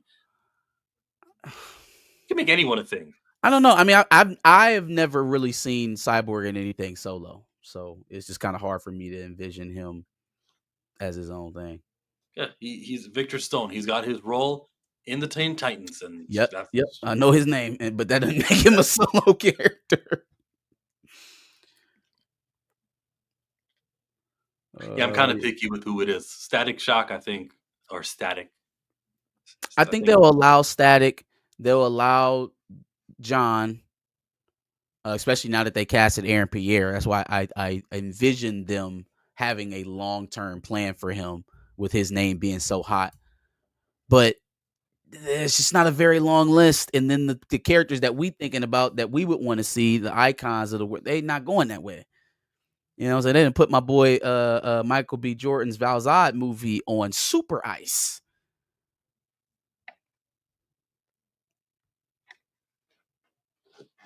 Static is the guy who's got his own TV show when we were younger, and a lot of us have, the I would memories. love to see it.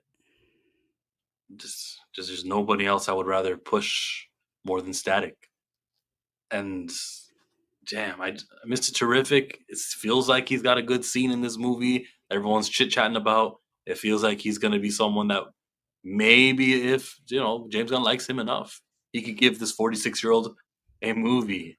Hey, listen, man, don't y'all go out here, enjoy this Superman movie, enjoy what you saw of Mr. Terrific, and then accept this man making Sergeant Rock and Clayface movies. First of all, brother, if y'all like what y'all see out of Mr. Terrific, and then go wringing your hands for Sergeant Rock, is something ain't making sense here. Where's the Mr. Terrific project, right? And even if it's not a film, they could go Punisher style with him. They could go special presentation. They can go short series. They can go. Well, those are the only two. I don't want him to turn into a cameo king because that's just cheapening him out. I don't want him to turn him into Sam Jackson. But I would like to see something of a black character coming out of there, and it seems like he's getting positive reactions on Mr. Terrific. So. You know what you said on the stream a couple of days ago, and then you made it a video on Back of the Bus. You and Marcus, you and Josh were talking about Teyana Paris. Don't let me hear that they canceled it because she got pregnant. And I thought the timing was very fishy. I see Vanessa Kirby pregnant, and she's doing the marketing over there. Just like Teyana Paris was once the actor strike was over. Right. She was visibly pregnant when she was marketing Captain Marvel 2. Brie Larson didn't. At all. I don't think Brie Larson did one single appearance. She was fine. Yeah, I think Paris and what was the director? DaCosta. I think they're obviously a little bit closer. They worked with each other before. Then maybe what caused some of the friction there on set that was being reported about. But yeah, I thought the timing was very interesting in keeping with the trend of silently canceling black projects. Hell, we thought Ironheart was going to be canceled for a while because they weren't talking about it for so long. I.e. Armor Wars, or what was supposed to be a special presentation for Monica Rambeau. It's not lost on me that she could actually just be like, no, I'm not coming back. I want to stay with my baby. If that's her prerogative, that's her prerogative. I don't happen to think that working actors turn down multi-million-dollar opportunities like that very often, though. So if she was going to have a Disney Plus show, I think she wanted to keep it. So if they use that as an excuse to cancel her shit, that's pretty foul. So if we remove Monica Rambeau, sorry, her name is Teyana. Mm-hmm. If we remove Vanessa Kirby, if we're just talking in general, as a studio, if you make plans in advance, you tell your actors what it is. It's going to be a new Photon series. It's going to be a new something series. You're the star of it. And there's physical activity. If you planned or unplanned, if you are pregnant before it's time to shoot that, I see it from the studio's perspective as, you did that. Now I'm incapable of putting you on a harness. I'm incapable of doing the things that are required for this. Now I can't fault you or hate on you. This is natural. Gotta respect and can give you whatever maternity leave or whatever it is. They can give they can help her so she's not out of like she's poor or something. Okay, but I'm canceling this project. You are pregnant. You are unable to do it. I understand the studio. I get it 100%. You made it sound like in your video that don't let me hear that they canceled it because of Teyana Paris was pregnant. And I'm just like, but the studio has plans. There's so many people who rely on this. And we gave you fair warning. Forewarning. We gave you warning. You knew about Gave this. you forewarning for getting pregnant too. No, we the studio gave you a date that you got to be on set here. You know, you got Right. to be in shape, have your muscles, do everything, and And then then here she we pushed a human being out of her body. So that yeah, kind of you no, no changed the timetable you would think for I hear what you're saying. They have a bottom line. Their fiduciary responsibility. They're on a timetable. Chop, chop, chop. Number one, just to push back on a couple of those things. Number one, they are the studio that presents themselves as a family, right? So for me to expect them to go about their business like human beings and not like penny pinching number punchers comes out of the communications that they give about how they operate within their studios. Number two, maybe it's just a difference in working culture from the countries, but it is not a very strong standpoint for an employer to be firing women because they can't return back to their duties fast enough off of child labor. Now, everybody doesn't have maternity leave, right? But it is most definitely a very taboo thing to be letting people go. Now this is a different job. It's a different occupation and it has yeah, different it's not stresses retail. on it. It's not retail, right? That still doesn't give you the right to skirt work practices or fair work practices or even things that you are doing for other actors. You just mentioned Vanessa Kirby, visibly pregnant on the Fantastic Four premiere, right? Vanessa Kirby got Doomsday coming up. Vanessa Kirby has Secret Wars after that. So are we recasting? We recasting her while she's on maternity leave? Are we, That's what or Raymond said. are Raymond we said going to put this in a spot where it's advantageous for everybody to be there? We've seen Ironheart get delayed many years. We've seen Kenobi get delayed in many years. It's not like they don't delay projects for any number of reasons. What was special about this situation where it just had to be canceled off turn? Oh, you're not ready? Cool. Stay with your baby. We'll move on. it's because these are ensemble casts. Scarlett Johansson was pregnant at Age of Ultron. You probably could get away, and you did get away. And I don't know how pregnant she was. 4 months, But 8 Vanessa months. Kirby is the lead. But She's a lead though. She's a the prominent character. You can't she hide is her. not. The thing is not called Sue Storm, the Invisible Woman, featuring a rest of a cast. She's not the lead. You can't call her a lead at all. She's going Well, to be first of all, in we the haven't movie for seen an the hour movie, but you can absolutely call her a lead. Sue Storm. It's been reported that she's the damn leader of of the Avengers movie. Doomsday or for Oh, Fantastic I'm sorry. No, I'm talking Fantastic Four. Nah, not in Doomsday. You're right. So she's pregnant right now for Doomsday. Right.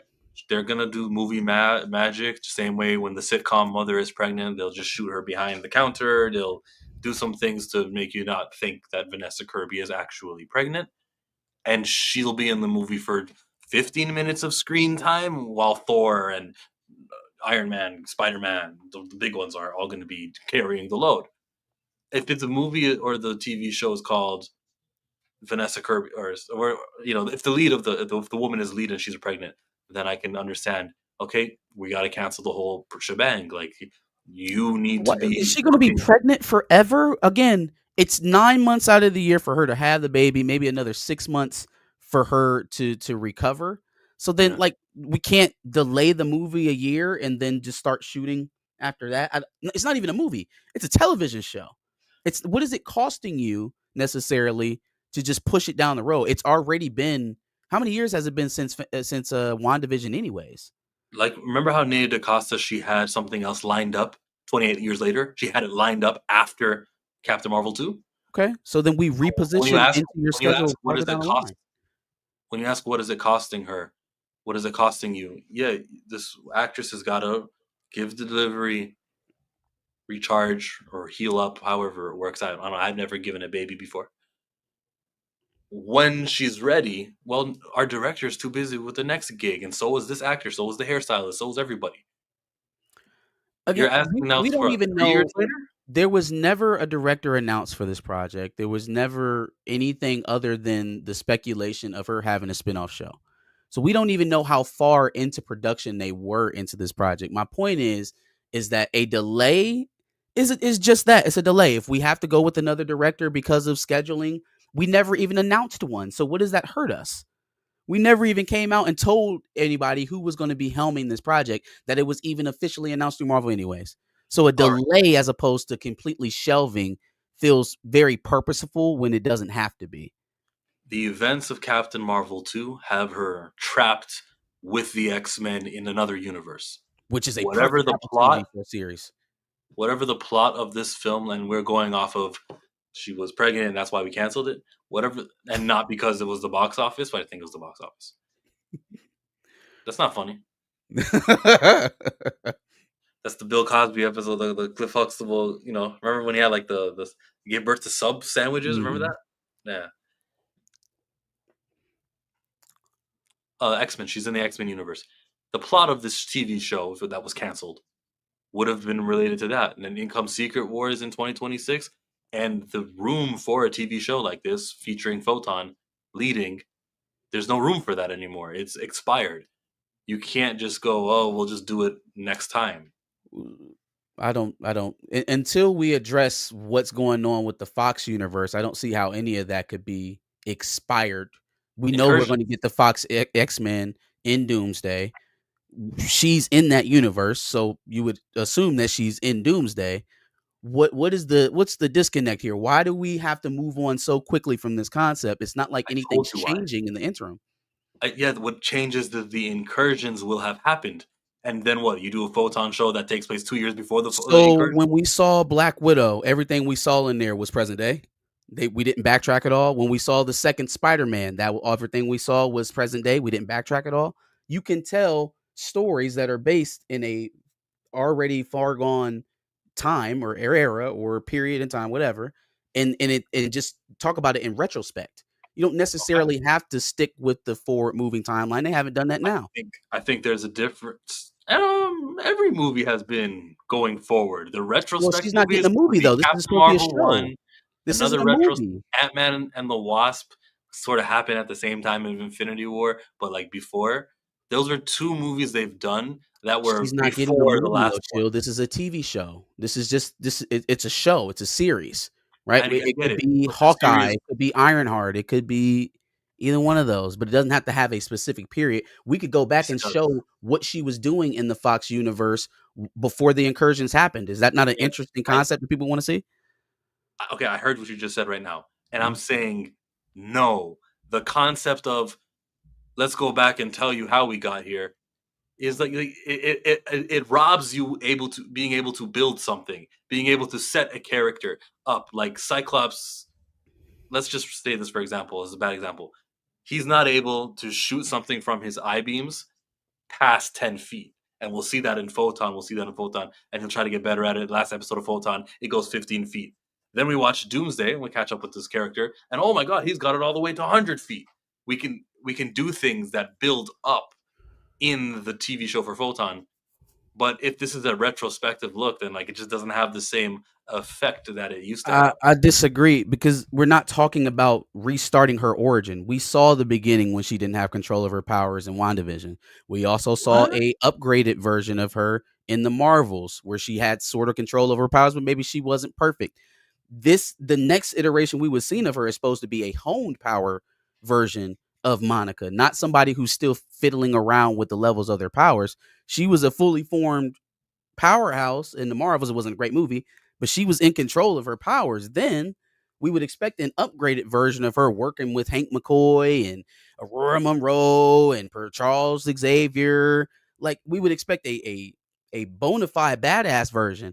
And again, the prospect of seeing that character bounced off of X-Men characters that are going to be in Doomsday, that it just feels like a missed opportunity because we couldn't give the woman 6 months to breathe while we're delaying everything else. So before the rumor about her project getting delayed or scrapped altogether came before the 7-month delay to Doomsday. So, man, we don't have time. We got to get it in. Your shit has to get canceled. But then you fuck around and delay the movie that maybe I would have been in or probably am going to be in 7 months. So we had all the time in the world. I'm sure she's good now, but it just felt very convenient. It felt like it ran in line to when she would probably be recovering. And maybe just they were absolutely thinking the way that you're thinking. Like, we got a timeline, we got this, we got that. We need to get this out. Raymond 2, Black Widow should have been released years prior. Mm-hmm. But at the same time, there are also human considerations. And if you sit over here and you play yourself or you portray yourself as this very pro-woman, feminist, we love each other over here type of feel in Disney, and then her shit gets scrapped because she had the unmitigated goal to get pregnant. It's not very on brand for Disney at very least. Okay. I mean, I ruined this when I started with. I don't want to be specifically on Vanessa Kirby and Teyonah Parris, but then we're having. But I mean, but that's what it kind of boils down to. Who is it acceptable to delay for? And that's kind of the point. If this was ScarJo or Vanessa Kirby or somebody else, would it go over that smoothly where her shit just gets canceled and everybody kind of goes on like it's normal while she's nursing her newborn baby? It just feels like that would be a bigger scandal maybe, or it would come off a little bit different if it wasn't a black woman. Because not because of the black woman part, star power. It could be Halle Berry. Woman. Star power of Halle Berry. You cancel Halle Berry? What? That's a new story. You cancel a lesser known actress, no matter skin color. You cancel the Teyonah Parris thing. Disney, I see why you would do something like that. Agree to disagree. You don't think an A-lister versus a C-lister? I don't think that's what the consideration is. I think it's empathy for a black woman and her child versus empathy for a white woman and her child. That's exactly what I think it is. It's an empathy thing. And it's not really a stardom thing. It's, okay, I get it. This wasn't what was planned, but what do we do? You don't want to be a dick. If you can find a way to do that for one person and not the other, I'm only left to boil it down to one conclusion. It doesn't really feel like a class thing. The workload for what one of them would do is a 6-episode TV show. The workload for another, be a movie character, you'll get 15 minutes of screen time. 20 minutes of screen time. Okay.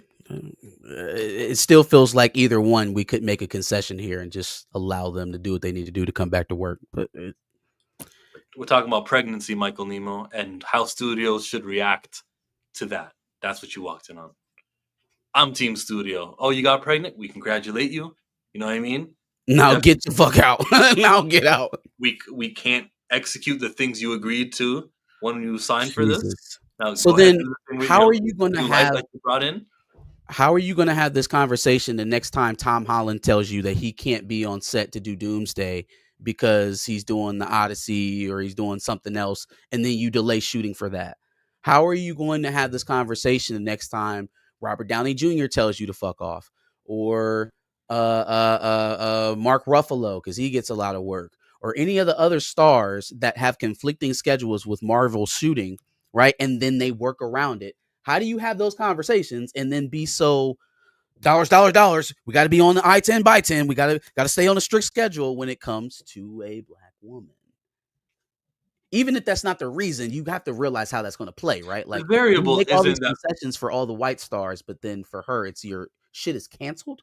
Yeah, the variable isn't that one is white and one is black, or with Mark Ruffalo and with Teyonah Parris. The variable is a planned project with the studio, the job that we agreed to, we can work around. Again, those are all planned projects as well. It's not like they make concessions where they feel like they can make concessions. They delay schedules constantly. They delay movies constantly. It was a conscious decision, whether we don't know if this happened for sure or not. But if they canceled it, that was a conscious decision. It was, hey, it's not worth the hassle, or this person's not worth the hassle, or whatever the conclusion was, but they made a conscious decision. In other places, we've already seen them delay their projects for whatever reason that may be. So they have they have the capacity to wait and still make a film or a TV show. Star power is another factor. Are you worth waiting the many months it'll take for your body to get back to where it needs to be at? And obviously, at some point, they felt like they were because they greenlit the project, right? Did me getting pregnant waiver my likability or my marketability? Okay, well then that is sexist. That's sexist. No, you getting pregnant wavered the will we move everything for you. We can do the show with you with your little C-list person. You're gonna play a little photon. You're a C-lister, whatever. Yeah, we're gonna do a thing. Oh, you can't do it? Well, if you were an A-lister, we move heaven and earth. Well, fam, You are a C-lister. was I a C-lister when you greenlit a Yes. solo project for me? They don't. Yes. Why are we greenlighting solo projects for C-listers? Because it's a solo TV show on Disney Plus. That's C-list status. Lots of people are C-listers on Disney Plus. And Damn. So what's Poe's name? Moon Knight. Oscar Isaac. He's a C-lister. Yeah, I'd say he's a B-lister. Oscar Isaac. Okay. Fucking. Don't worry. I just say you disagree with that. Yeah. They don't do it unless you're a B-lister. Or an I don't think it. Yeah, I don't think it. Well, first of all, I don't think everybody who's been on a Disney Plus show is a C-lister. That's kind of what I was getting at. But yeah, no, I think it's Iman Vellani, it's S rank. Shout out to Kamala Khan. A-list. Tyler Perry shot a movie in 4 days. It was trash, but an example. One Domain explains it all. I don't care. Riri is an F-lister. Dominique Thorne's, she can do some things. She can, her. Salute to Dominique Thorne, man, and her acting capabilities. This show and the terrible representation of what a super genius 19-year-old or 20-year-old Chicago they found a way to make chaos magic a good thing. Every time we've seen chaos magic in the MCU, it was a decidedly bad thing. Like whoever was using it was decidedly evil. And then all of a sudden, here she go with the chaos magic, and oh my god, no, it's glorious. You hear this guy? Did you not see when she made the deal with the devil, bro? What's wrong with this? Marcus. I don't get it. Marcus. Dwayne says, I think Marcus is right. We don't all have to be correct. It's okay. Everyone's entitled to an opinion. Yeah, it's not a right or wrong thing. It's just, I mean, when I see it set up that way, it's hard for me not to see it any other way. But Chill is welcome to his opinion. We got, what else we want to talk? Darius said he's on his way. And he's not here yet. So if you're right, I'm on my way 34 minutes away, and you're not here 34 minutes later. Darius, come on now. Or maybe he's setting up. Let's do Viola Davis. He's setting up the stream. Viola Davis, she's got this new project. Let's pull it up. Say goodbye to Charlotte Fullerton. And say hello to Jaden Smith. Why doesn't Google work the way I want it to?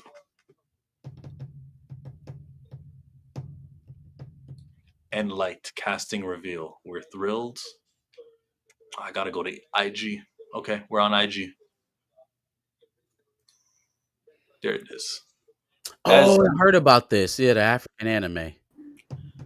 First of all, I'm not sure what you think Oklahoma is. It's not that small. The theater is not down the street, brother. So yes, it's going to take me a little bit longer than 34 minutes to come in and give you my thoughts on Superman. He got to go through 10 dirt roads, an I-95, and over a lake to get back home.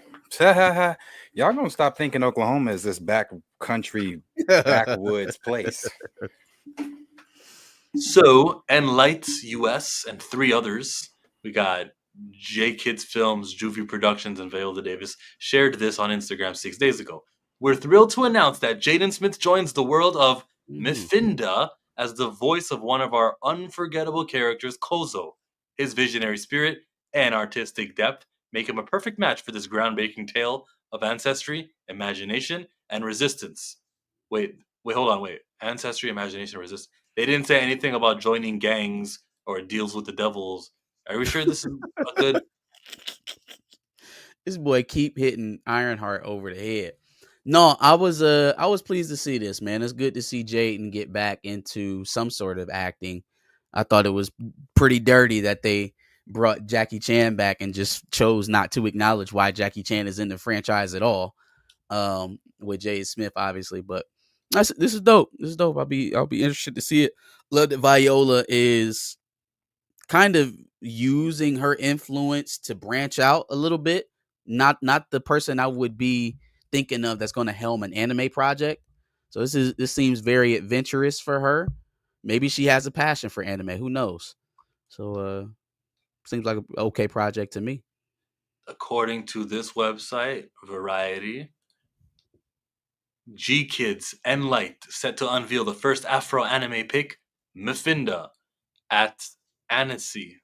This is an exclusive. This was months ago though. This came out on April 28th of 2023. Damn, that was a long while ago.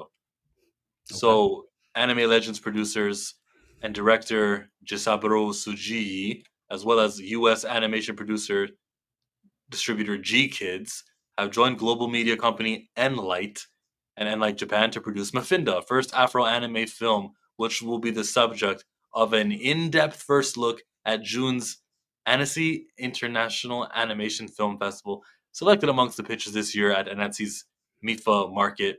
In the feature film category, the Enlight original was created by a Congolese American artist, Patience Lakian. I've never heard that name in my life. And Cristiano Terry, the founder and the CEO of Enlight.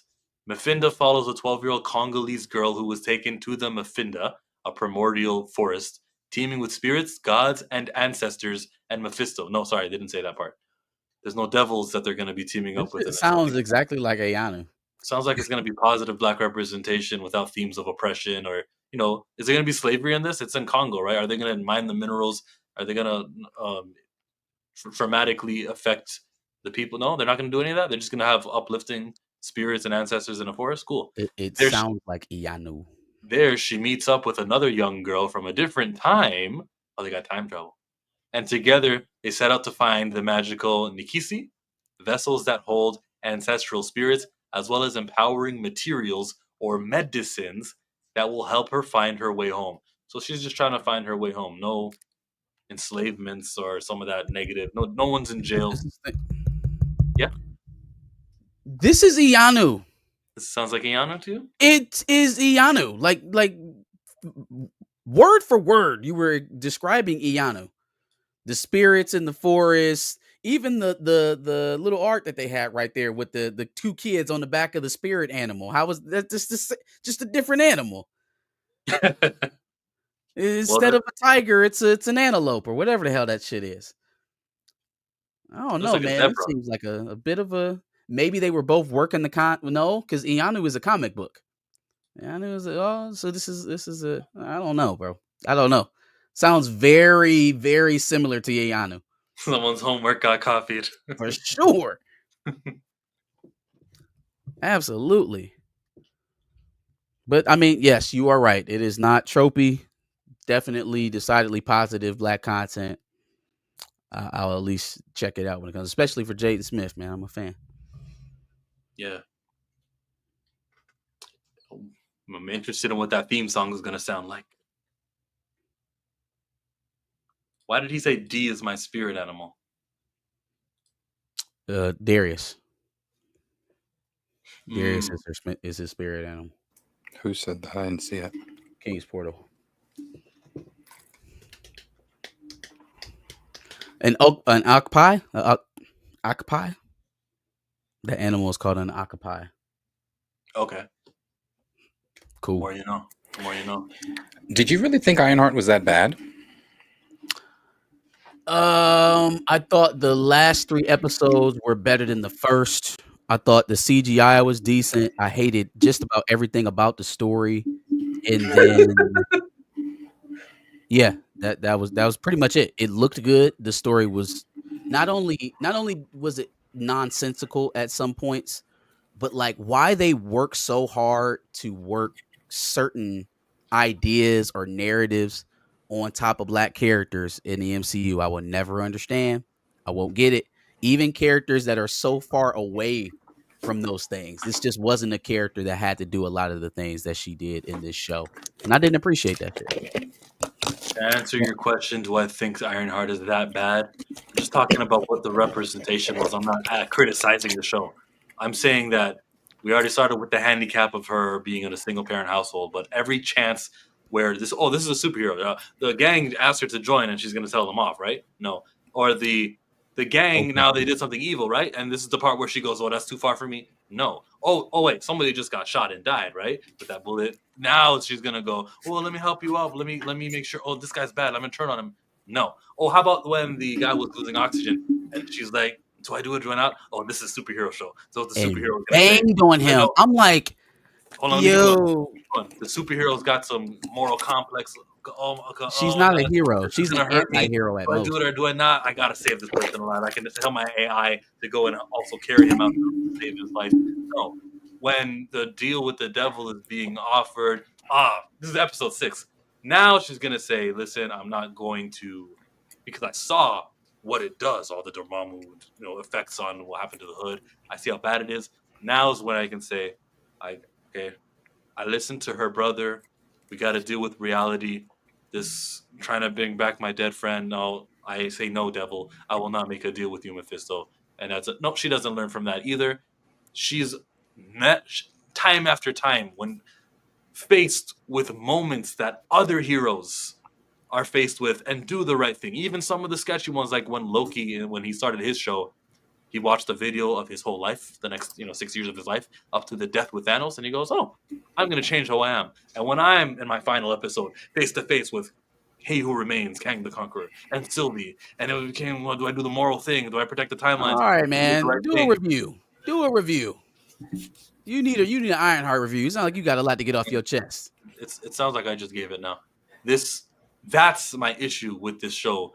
That there's some racists in Alabama like, I see it. That's what happens when they're super geniuses. That she has genius level intellect and they don't treat her like it. That is the most disrespectful shit. Like, don't show me her in there creating inventions and putting together contraptions. There are a multitude of characters in the MCU that do that. What Riri has in comparison to all of them is a superpower in her head. Damn near. And every time you would expect her to use that mug, she's acting like not a 16-year-old who was in MIT, if I'm just putting it nicely.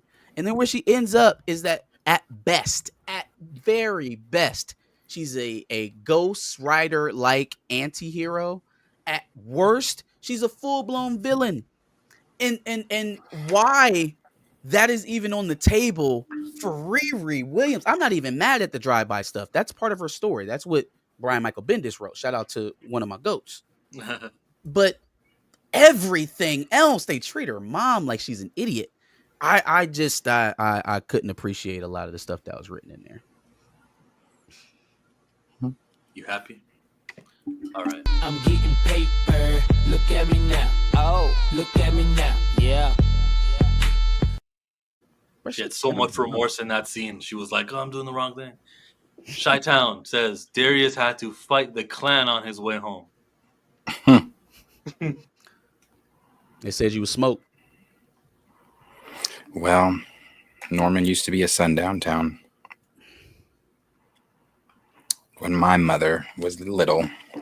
Didn't he come on here and be like, I don't know why y'all think Oklahoma's this backwater town? Now you talking No. about I'm talking about y'all talking about dirt roads and all this stuff like that. I didn't say it wasn't racist. It's a red state. For sure. We just had the mayor of some where was he at? Mayor, he was out of I think Ada. Correct me if I'm wrong, Oklahomans. Talking about lynching black folks in 2025. So yeah, no, I live in Oklahoma. It's a red Raymond, state. Was the hood a villain? If the hood is a villain, then what does that make Riri?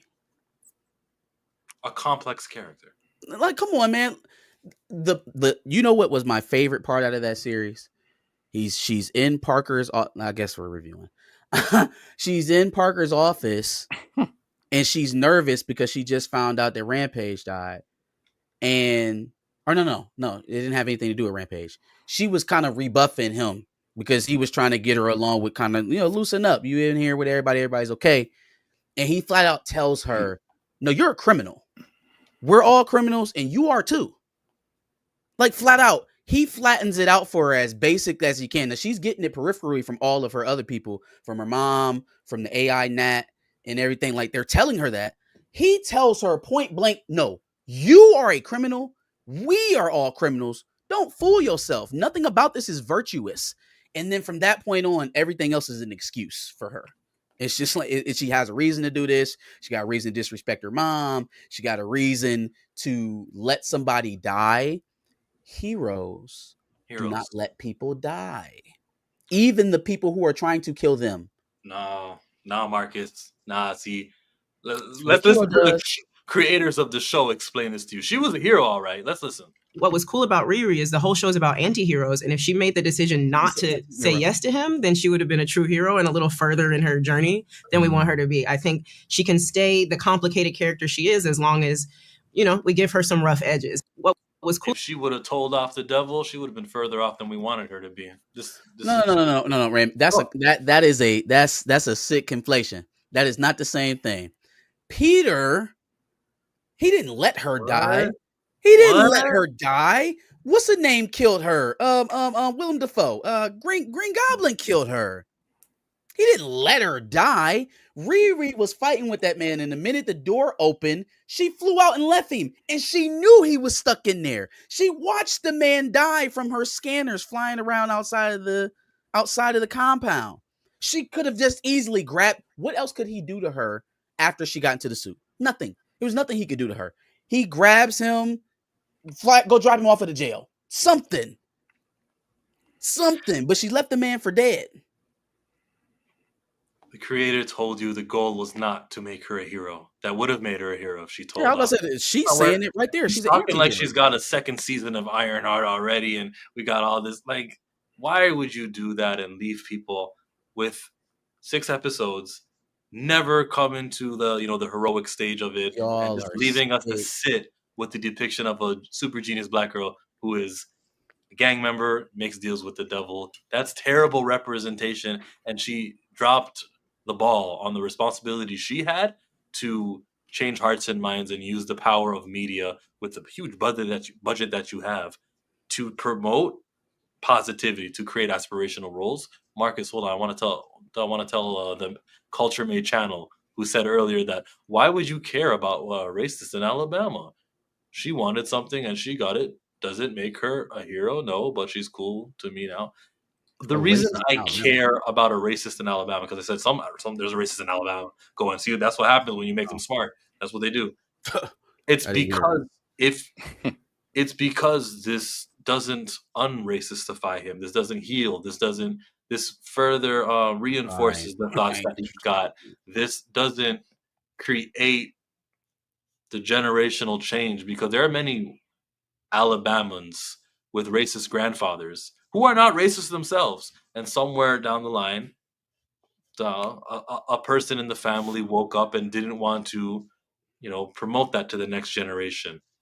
I'm saying what this does, the shows like this, Tyler Perry's, and everything I've complained about, which is negative representation, it encourages, or it doesn't challenge that. It's not healing.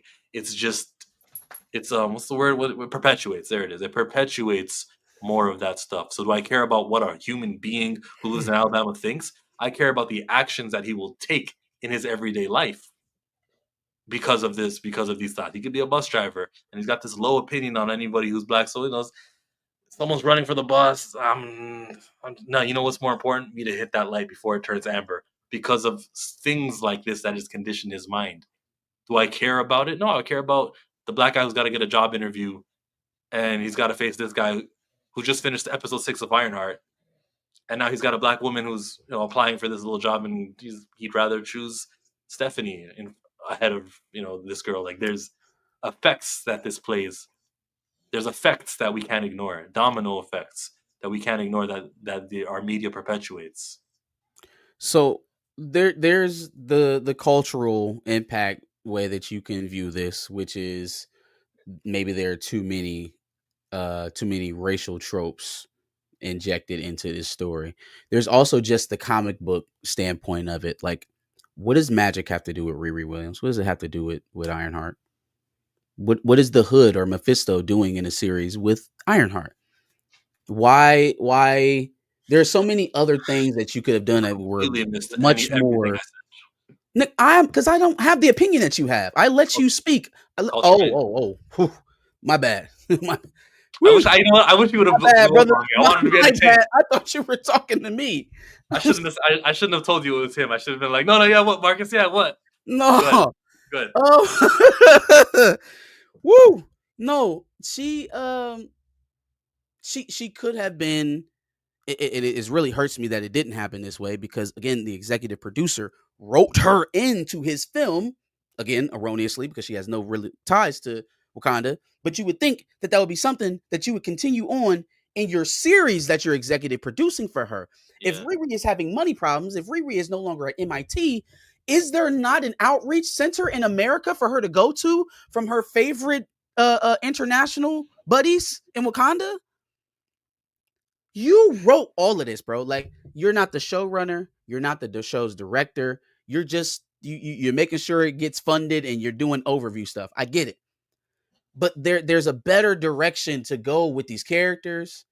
Again, I can leave all the cultural stuff where it's at. Just sticking with some sort of comic book source. It felt like the only thing that he was interested on and keeping the same was the trauma around what started Riri's journey, which is important to her. But you also put answers to her questions or the problems that she's having right now in past appearances for her. Those answers already exist. If I have already have a relationship with the current Black Panther, I'm up broke school. What are you talking about? What are you talking about? Yeah, I tried the whole school thing. Now I'm about to go be a hero. I'd have flew that suit straight to Wakanda. Now, obviously, she couldn't get all the way home. They shut down her systems or whatever. But that's my point. There are more inventive things, even based off of what we've seen from Riri already, that they could have done, and they drug it all the way down to street level crime for the smartest woman on the planet. It's supposed to be. I just don't understand.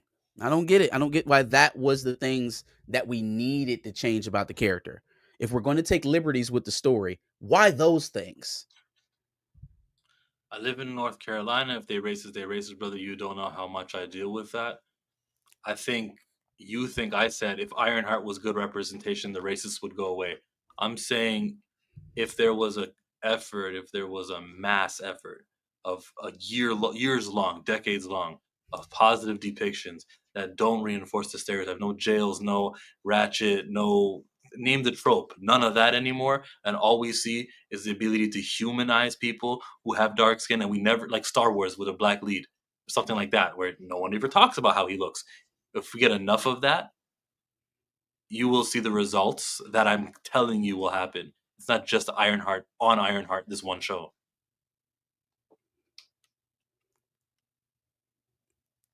So, yes, if she gets kicked out of school, she can't help her. So then she can't make her ass to Oakland to go work at that outreach center. Even if we're not talking about Wakanda, somebody who goes to MIT at 16 doesn't come home and hit the block looking for work. Not work like a 9-to-5, work like she went to go find. That is just not that is not the pipeline that I have ever envisioned for any humans, let alone a comic book character. Like, she got kicked out of school and went straight to the block. No in between. No, let me go apply to some tech startups. Let me go see if I can get a job at anywhere. Let me not try to go apply to a single position anywhere. Straight to the criminal. There was no existential crisis that pushed her directly into the hood. It was, hey, I need to get back on my grind. They trying to make me small. I'm building it because I can. What's the fastest way to get there? Those are the motivations of people who don't always have the best motivations at heart. Because I can't cheat in school anymore. They won't let me do that. I think that was part of her story too. I think she got kicked out for cheating too in the comics. But that stuff I can deal with. The stuff that was already in the story I can deal with. It's she the didn't, stuff she didn't cheat in school. She didn't do people's homework in comic. That wasn't part of the comic? Nah. No. Oh. Well, another unnecessary thing then, I guess. I thought that was part of it. Whew. Darius. Showmonger sounds like Bill Cosby. I'll take it. How was the experience? Oh, he's not smiling. Uh-oh. He's supposed to Um, light up. He's supposed to say, "Oh, shiver me timbers! This show, this Shiver me movie." timbers is crazy. Yeah, I saw Soups do that. It's a very good movie. It is a very good movie. James Gunn did a very damn good job. I think some of the things that were, I mean, you still have there's still some things in there that are like, ick, James Gunn said that and wrote that and did that, and it's so James Gunn. But the overall story, the overall flow of the film, you are in the film the entire time. The pacing is amazing. It doesn't slow down. I'd say maybe the first 20 minutes is kind of just building up to things, but once it builds and goes, it's going the whole time. It's the action scenes are really good. Of course, it's got that James Gunn soundtrack. So think Guardians. It's got that kind of soundtrack to it. I thought Guy Gardner, Nathan Fillion. I think when they showed us that Nathan Fillion was playing Guy Gardner, I remember a lot of people groaning and complaining and talking about, how he looked, and I thought phenomenal. Jesus, phenomenal. Rachel Brosnan as Lois, phenomenal. The thing that people keep talking about the most is David Cornsweet as Superman. Phenomenal. He is great. He is great. He is. I mean, I know people have been saying it like, oh, out of all the people that have played Superman and how many you've had, he's Superman. I think that the way that James Gunn has captured him as Superman, that is Superman. He oozes hope, oozes positivity, oozes. I've seen a lot of people saying like, and I'm not throwing it the political way, but I've seen a lot of people saying like, this is the movie that we need for right now. And it is. It's very hopeful. It's a very good movie. I think it's very comic booky. This is not a spoiler by me saying this. Everything that you have heard about this film, as far as from Scoopers, that is what is crashing my to brain. A T. Oh my to God. a T, from every scooper, everything. So all y'all talking about, oh, don't be listening to Daniel, don't be listening to My Time, to a fucking T, they got this movie. So if you knew what the leaks and rumors were going into this movie, I sat down and knew beat for beat, plot for plot, what the film was going to be, and it was still really good. And still enjoyed it. Okay. I still enjoyed it. What about the story? You said the pacing was good, the action scene was good. What about the script? I thought the script was good as well. Okay. I'll tell you this. The one thing that I really, I'll agree with people on this, on the negative reviews where people have been saying like he gets his ass beat too much. Yeah, a little bit too much for me for Superman. But I compare that to the animated Justice League series. He gets his ass beat a lot in the animated Justice League series, and I'm like, why the fuck is Superman getting his ass beat so much? I think that's an issue for me. I thought Krypto was fucking adorable, and I loved him in every scene he was in. I thought that he's in the entire movie. Okay. I think that I thought what they did, and again, this is not a spoiler. Everybody knows this. Ultraman. I could have done without Ultraman personally. I thought the original rumors when they were talking about Brainiac, I thought that would have been so much more fun. Maybe that's something we have to just get to. But as far as that being the main person he was going against, I could have done without that one. Nicholas Hoult as fucking Lex Luthor. My God, I never thought I needed Nicholas Hoult as Lex Luthor. He's great. Like he really steals the show in a lot of ways, I think. So does Mr. Terrific. Not in ways that I think that a lot of people are saying, though. A lot of people are saying, oh my God, he's just so great. He's so great. I thought he was great, but I don't know about like saying like, oh my God, he just steals the show. For me, no. He didn't steal the show for me.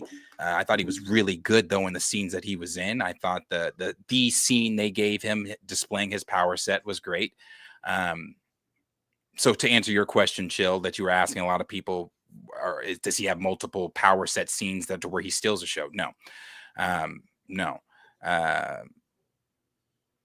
There were some corny things in it that I could have done without, but overall, when I left the theater, was I more happy than disappointed? Yes. I thought it was a good film. Now, some people might disagree with me, some people might not. I'm sorry. And I get it, I understand, I get it, but this is a competition, right? We all have been viewing this as a competition since it's been announced between Fantastic Four and Superman. Marvel is still king. As of, and I get it. Superman is just the first film of in DC, and you can scoff and look, but they're gonna make more money. Fantastic Four is gonna make more money, and it's going to be a better film. That's just my opinion. I think Fantastic Four is going to be a much better film. Okay. So, all right. Well, we look at the. I'm sorry, not to cut you. We look at. You said okay. You look at the reports that have come out for Fantastic Four so far. They're calling the first 30 minutes incredible. They're calling the first 30 minutes perfect. Mm-hmm.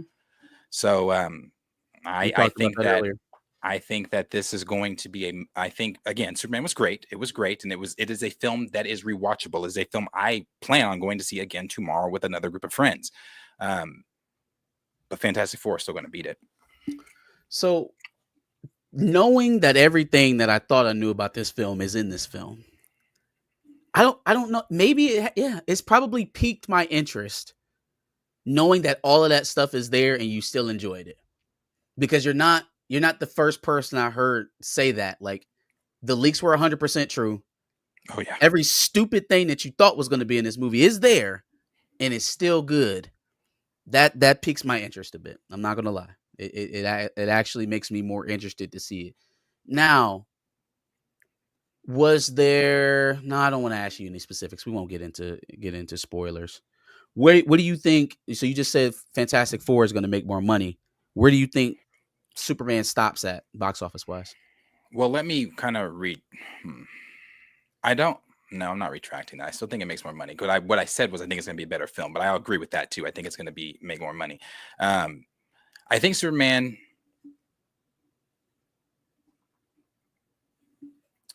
5 to 6. I think Fantastic Four 7 to 8. Yeah, I mean, I said 575 to the chat, and then they talked me into going up to 600. So I said and again, I haven't done this in a superhero film since what? No Way Home? No, I'm sorry, Deadpool and Wolverine. I haven't done this in a superhero film since Deadpool and Wolverine. I sat in a sold out, packed theater, IMAX theater, every seat full. And people seem to really enjoy it. I know people were booing at the end. And the reason people were booing at the end is because we all sat there for what I already knew, because James Gunn already told everybody, don't expect any post-credit scenes to allude to the future. They're not. And they didn't. They are very silly. If you want to sit there, you can. If not, catch them on Disney Plus or that's a big misstep. Shit, I actually want to know what the post-credit scene was. So there wasn't one, or it didn't lead to the future?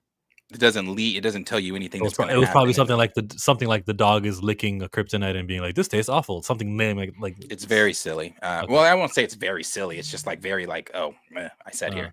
Okay. Yeah. It should lead to Supergirl. I don't know. That's a missed opportunity. Think about when Captain America came in and said, so. Yeah. He took our time for granted. Now, that was funny in 2017. I just wouldn't always do it, and I feel like they've always done it. They've repeated it. There's no point. Okay. Yeah. Tell me now, Mr. Terrific has a scene.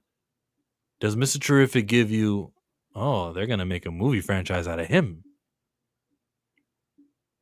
You know, I was thinking about that toward the end, because I started thinking about how everybody was talking about Mr. Terrific and all the things that people have been saying about Mr. Terrific. And again, I feel a different way about his performance. I don't think it was bad, but I don't think it was like, oh my God, people keep saying he stole the show. I don't feel that. So for me personally, my observation, I thought that exact thing that you just said. I was like, could it be its own movie? Not right now. Not right now. I don't think so. Now, maybe some time on into the DCU. Yeah. Because one thing that James Gunn did again in this movie that he did with the Guardians was take a character that not a lot of people know unless you read comics and make you care about him. and you do care about Mr. Terrific. So yeah, I think that there's time. With time, it could be built into its own film. Rank Hawk Girl, Guy Gardner, and Mr. Awful. Terrific. Hot Girl, no, sorry, I didn't do it for me. Not my girl Hot from Girl- Last of Us. Hot Girl did not do it for me. I thought that they could have done so much better on Hot Girl, and maybe that again, that's to come in later things. Guy Gardner, bro, perfect. He plays Guy to a T. He plays Guy really well, really well. Yeah, so I want Nathan Fillion to stay in it as long as he can. I have never heard so many things that I hate about a script and have so much positive feedback from people I trust. It is mind blowing. I am dumbfounded. But your prediction for the box office came in about what I thought it was going to do based off of how it's tracking right now. So Yeah, it seems like this can be a positive thing for fans. And if Warner Brothers just doesn't get too nervous and look at the box office returns too closely and say, but it didn't make this, it didn't make us enough money, and start fucking with things, maybe it'll turn into something. I want to let everybody know or remind everybody about where we were at around Force Awakens time too. You know what I'm saying? Everything was very positive. We were feeling great about the future of the franchise. And that movie made $1 billion. So I'm hoping that the financial success is not tied to whether or not we're going to get a follow-up on all of this.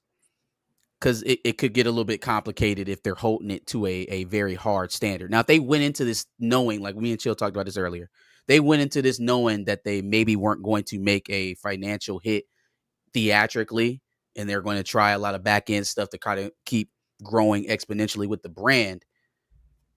Sounds good. If they were looking for Superman to make some money to prove that the DCU was going to carry WB, I don't know. Right now, it's not proven that, but it could. I don't think they should let the money dictate or make them nervous.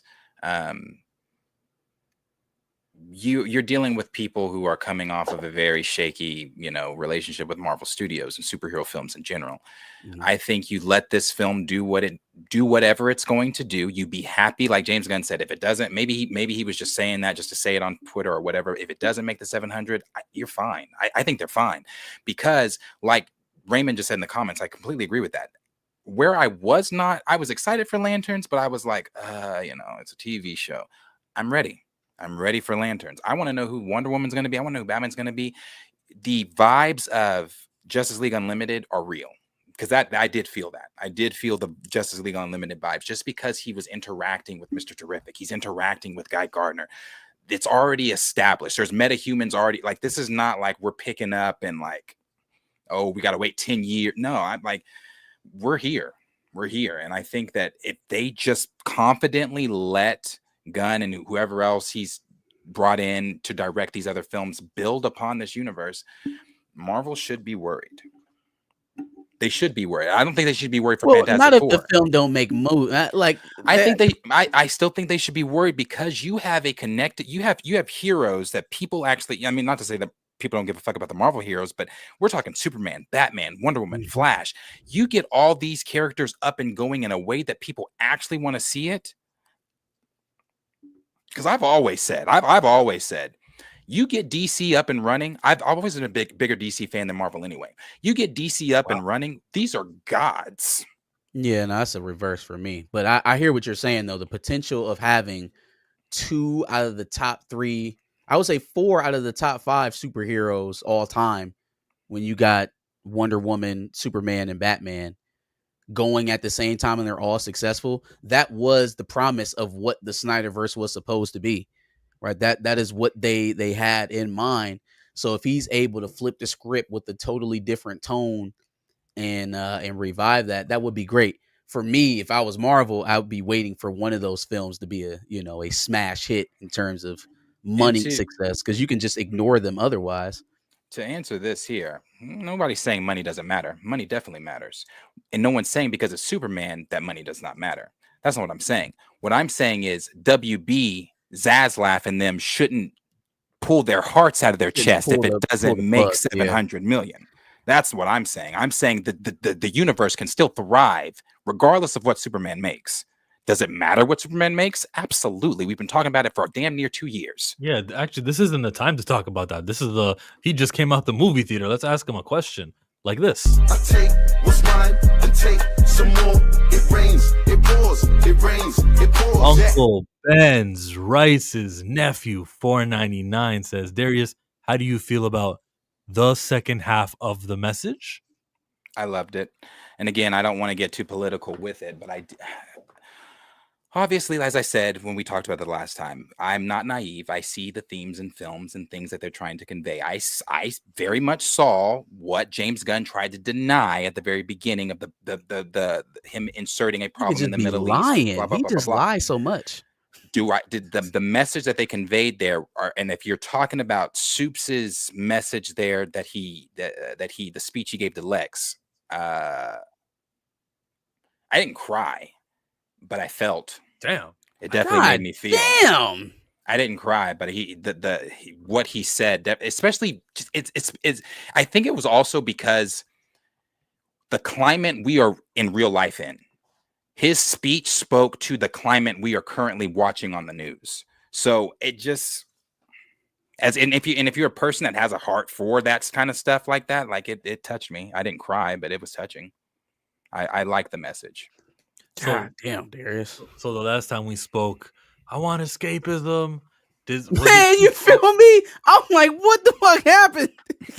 No, I still, like I said, I'm not naive. I know that there are messages and things, and James Gunn clearly put the issues over in the Middle East in this film to, blah, blah, blah. But the speech that Soups gives to Lex about being human, it just, I mean, it's not long, but it speaks to what we are watching. Junior, because he is a habitual liar, because he lies constantly. That's why I agree. Again, I agree with what Raymond just said. Superman instilled more hope in me than the Captain America films. No, you can't say that. No, hold on now. Well, I don't think the point of the Captain America films were to instill hope. 2 of the Captain America films were team up, build up films for what would eventually be the Endgame saga. Like Civil War and Winter Soldier, those weren't meant to be hopeful films. They were espionage films. That first one where he bit the grenade off, threw it, and he just like covered on it, and he's the smallest guy there. That was dope. What? So was there more hope in this Superman movie? I don't think so. Uncle Ben says he meant the yes, that's the what message. I've been wanting to ask you about that, and it doesn't. Okay, so there are going to be people that probably really have a problem with it. But it's not like really they don't harp on it. It's they decode the message. The message is what it is. You see the scenes in the trailer of them throwing stuff at him. That's when everybody's finding out, blah, blah, blah. Other than that, it didn't change anything for me because Superman is still Superman. He didn't change. I mean, the only thing that really changed was what his parents said, but he is still him. He didn't let that change him. What's interesting is that Superman fans, gave Snyder hell because Superman unalived Zod at the end of Man of Steel, right? As hard as we can clearly see and painful that was for him to do that, they still gave Snyder hell for it. And to see James Gunn go like even further than that in terms of characterization or adjusting the lore and it going over so well, maybe it was the tonal change. Maybe James Gunn is what Superman needed to take some modern or just different swings from the Reeves iterations or anything else, because they're still killing Man of Steel because Superman killed someone. Yeah. When you say this Superman, you're talking about the animated? He's talking about even because there's moments like he's Superman. I mean, when you think what the comic book person or the animation thing you watched in '99? No. I wouldn't even say he's like the comic or he's like a movie or he is what whenever you ask somebody to explain to you the moral compass of Superman, why he ticks the way he, that's what I mean when I say he is Superman. He to a T. Like, even when he's getting his ass beat, he's trying to, you don't have to do this. Like, there's a better way. Like, it's just, I don't know, bro. Like, Habib Nurmagomedov, you have to give up. You're not ready for the title. He and David Cornsweet just does, and that scene that they shared on Jimmy Kimmel, like, where's the dog? Better in the movie than just as a clip. Darius is right, but the dudes that were on either side of me clearly there to not like the movie. I don't know why individuals waste their time and money like that. Yo, you're such a complainer, Mike, because most of Can't your go to a review. movie and not enjoy it, Mike. Come on now. No, he's saying that the people who were next to him were there not to enjoy the movie. But like, you don't complain. Tell me why. You know, I clicked on it because I thought it was going to be a movie review. Oh, look, it's got 9.5 at the end, and I'm reading him What if they complaining about just somebody generally else. didn't like the movie though? Like, what if they went in there and just didn't like what they saw? Marcus is a hater. He's going to sympathize with the hate. I'm just saying, what if they didn't like? So there's no room to. All right, Fam, Marcus. Can I ask Darius about the it robot is what it on the is, fam. Fortress of People, Solitude? there are plenty of people who have already reviewed. There are publications that have already reviewed the movie negatively. I can't give a review. I just asked a question. Why can't there be someone in the theater who didn't enjoy it the way I'm allowing everyone to enjoy it the way that they did? It's not it's art. It's subjective, and even though it's very, very overwhelmingly positive to a lot of people, there's still people who are not going to like it. It doesn't mean that they walked into the theater for the sole purpose of bringing down the vibe. I think also with the change, again, it's really not that big, but with the change, I think that it'll be interesting once we get to Supergirl, because Kara is not like Clark. She's not like Kal-El. She grew up on Krypton. She will kill. And if the message that was conveyed to Kal-El is the same that was conveyed to Kara, to conquer, destroy, rule, then her film's going to be pretty interesting. How about the Fortress of Solitude? How did it differ from the other times we've seen Fortress of Solitude? Comic booky. I mean, the film is a comic book. The colors, the colors, the way just the shit that happens. It's comic booky. Like, I feel like that is where Marvel fails. They are scared to take those comic book swings. They want movies to be so like these Marvel. That's why I was complaining the other day about the costumes. The costumes we see superheroes in. It's all like this metal uniformed look in Marvel. They're afraid to take comic book swings, where James Gunn is not afraid to take those swings. He's going to make the big comic book swings. He's going to make it colorful, like he did. The things that happen, like big monsters just showing up, fucking black holes and portals, pocket dimensions, like that is comic book ass shit. Like, that's just not that shit we build to in Marvel. Oh, we'll get to a pocket dimension. We'll get no, boom, threw it in there. Let's not. Why are we wasting time? This is a comic book film. And I love that about it. It's not afraid to be that. How long has he been? He's been Superman for how long? Did they say exactly? I think 3 years. 3 years he went public? 3 years. 3 years since he went public, yeah. Oh.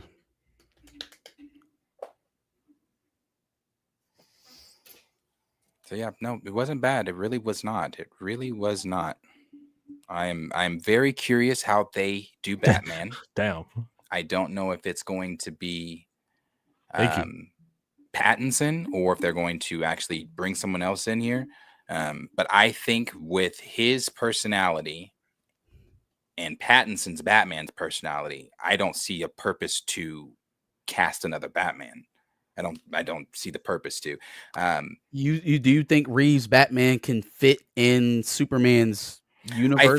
I think you would obviously have to do things differently. You could maybe say something like the films that we watched, like the Penguin and the first film that we watched, those happened in the past before Superman went public or something like that. Then you could kind of speed it up to maybe fit that kind of look. Gotham still needs to look dingy and grim because Metropolis is fucking beaming with light. So in the DCU, Gotham's gotta look like Gotham. It's gotta, and Batman, like, he really needs to be and I think they're gonna do it really right with Batman. But like when him and Superman are on screen together, it's got to be night and day. Like, because he's so positive, and he was positive about everything. Yeah. That's not Bruce. He contrasts against Lex Luthor, right? Everyone's going, Luthor's so evil, he's bad. Is he evil because he acts evil, or the things he does evil? Oh no, the things he does is evil. There's a scene. I can't spoil anything, Uh-huh. but there's a scene where we all visibly said, "Oh," because I just wasn't expecting it. You just weren't expecting that shit. I'm like, oh damn, okay. He killed Crypto. He killed Crypto. Confirmed. That's what it was. I know. We're not lucky enough, dog. We're not lucky. There were test screenings. There were test screenings where Crypto, I guess, got beat up, but it didn't go over well. Yes, people don't want to see that. The dogs. So they took it out. Save that for Darkseid coming with the Omega beams, and then the first thing he hits is Crypto. Yeah, no, Lex is full of hatred, like everybody is saying. He is. He's great. Nicholas Hoult as Lex is great. It's kind of like that thing how Loki or Tom Hiddleston went in for Thor, but thank God he got Loki. Same thing. Nicholas Hoult went in for Superman. Thank God he got Lex. Yes or no? So we know who has been advertised as a character in this.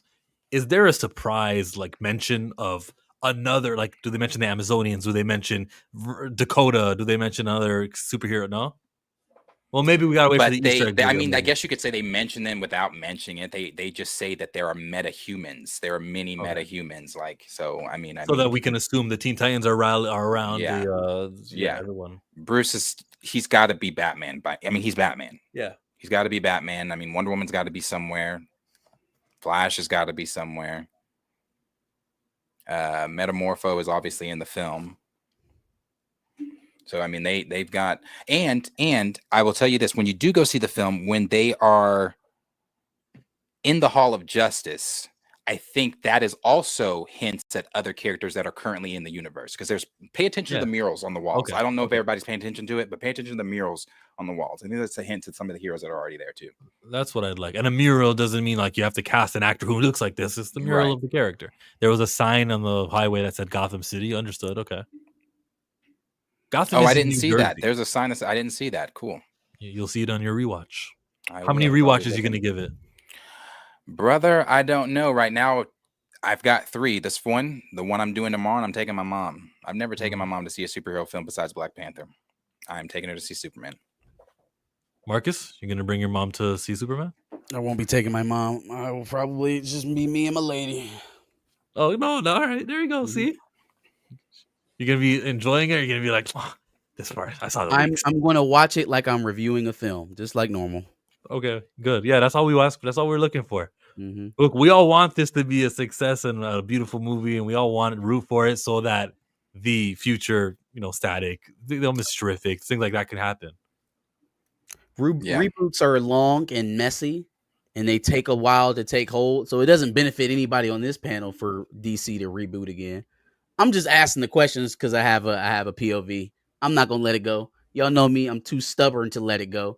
So we'll just have to see how it all goes away. Johnny says that half of justices end in the Fortress of Solitude. Huge Easter eggs. He said the Hall of Justice and the Fortress of Solitude are huge Easter eggs. So yes, whenever you do watch the movie, I wasn't really paying attention to the things going on within the Hall of Justice, but as soon as they are not Hall of Justice, Fortress of Solitude, as soon as the cameras went in the Hall of Justice, I was looking at everything but the characters. I'm like, what fucking Easter eggs are here? Because if these are the only 3 right now, they can't be. There's got to be more. It was fun. It was fun. I think it was fun. Again, sorry. Marvel's First Family is about to whoop their ass, but it was fun. So what was your score out of 10? What'd you give it? I give it a 9.5 too. I give it a 9.5 as well. That's high. This was an event movie as well. Cool. It was an event. Everyone left. This has gotten me even more excited for Fantastic Four, though. Just because I want the comparison. I want to be able to say which really did take July. I'm ready.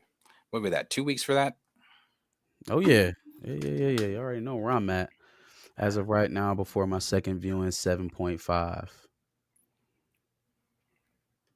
I've heard anything Jabari from a Muhammad, 10 yes. to like a 5. There's really no clear consensus in terms of the 0 to 10 rating. Does Yes, Jor-El tell him to see, conquer the world? I guess yes. See. Yeah. Again, I want to say this. I'm Spoiler. going to say this, and this is not a spoiler. If you've been here, you've been watching us, especially on the Planet Fanatic show, when I talk about spoilers and stuff, everything you've heard, every rumor, every leak is to a T in the film. I told To a Chill T. that was the most accurate superhero leak that has ever happened in the And history of it has to superhero be. leaks. It's gotta be It was because the most accurate leak. I'd be worried then. I would look around, and James Gunn's got to go, okay, how do I make sure this doesn't happen again? You know, like maybe he did that. You know, the Game of Thrones thing where you tell someone one secret, you tell someone another secret, and whatever leaks, we know who it was who leaked it. I think maybe this was a trial run. He was like, boom, I know who leaked that scene and that scene and that scene because I only told that person, that person, that person. And that's why they won't be allowed at Supergirl. She won't be on set for the new ones. Yeah. I don't know, and that's a good question too. What Lattimore asked there about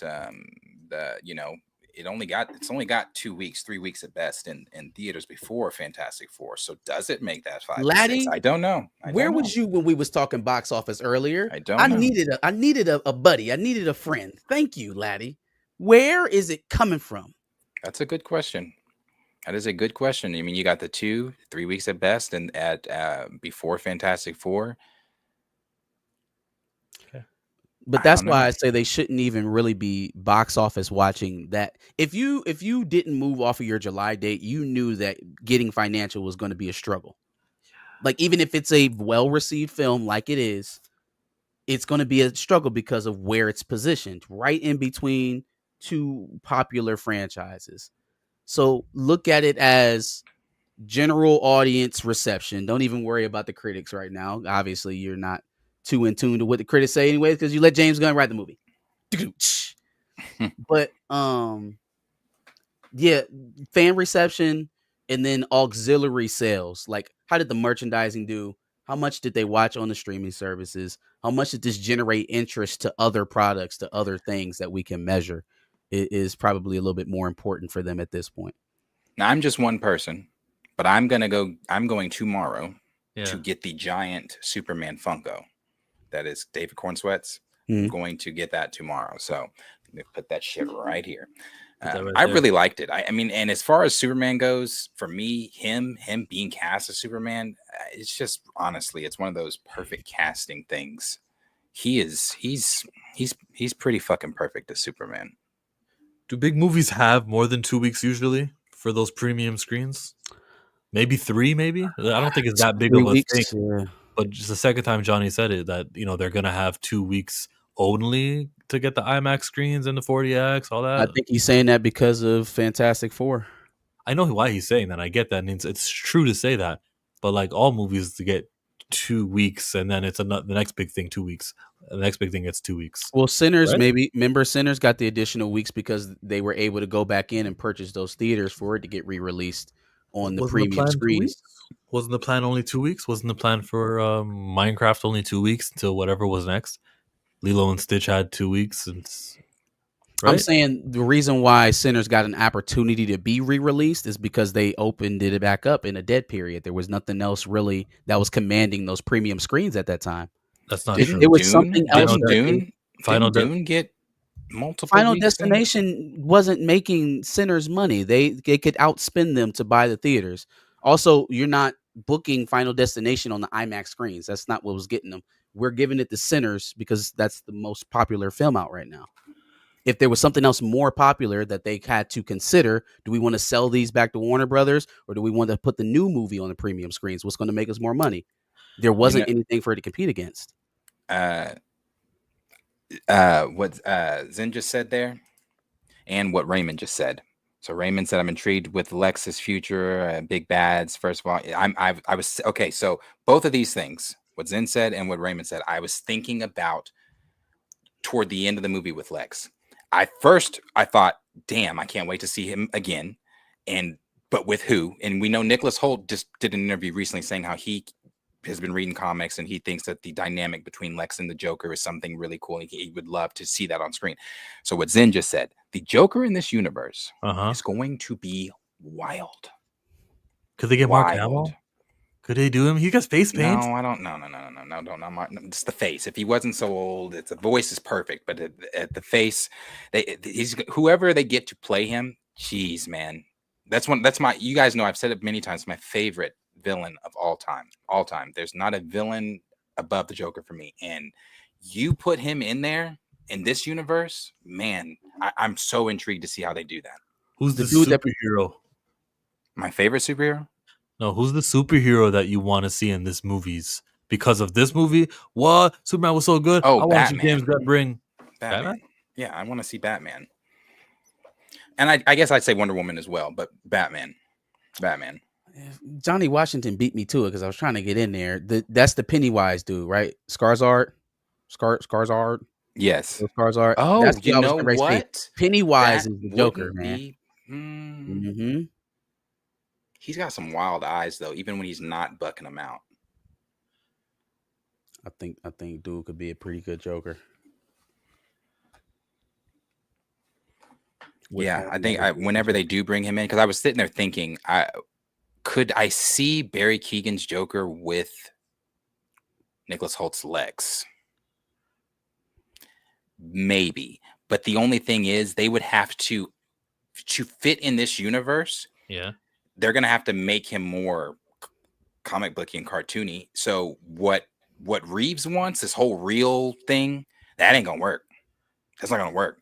If they do decide to change and fuse those universes, Reeves has to drop that whole making this real shit.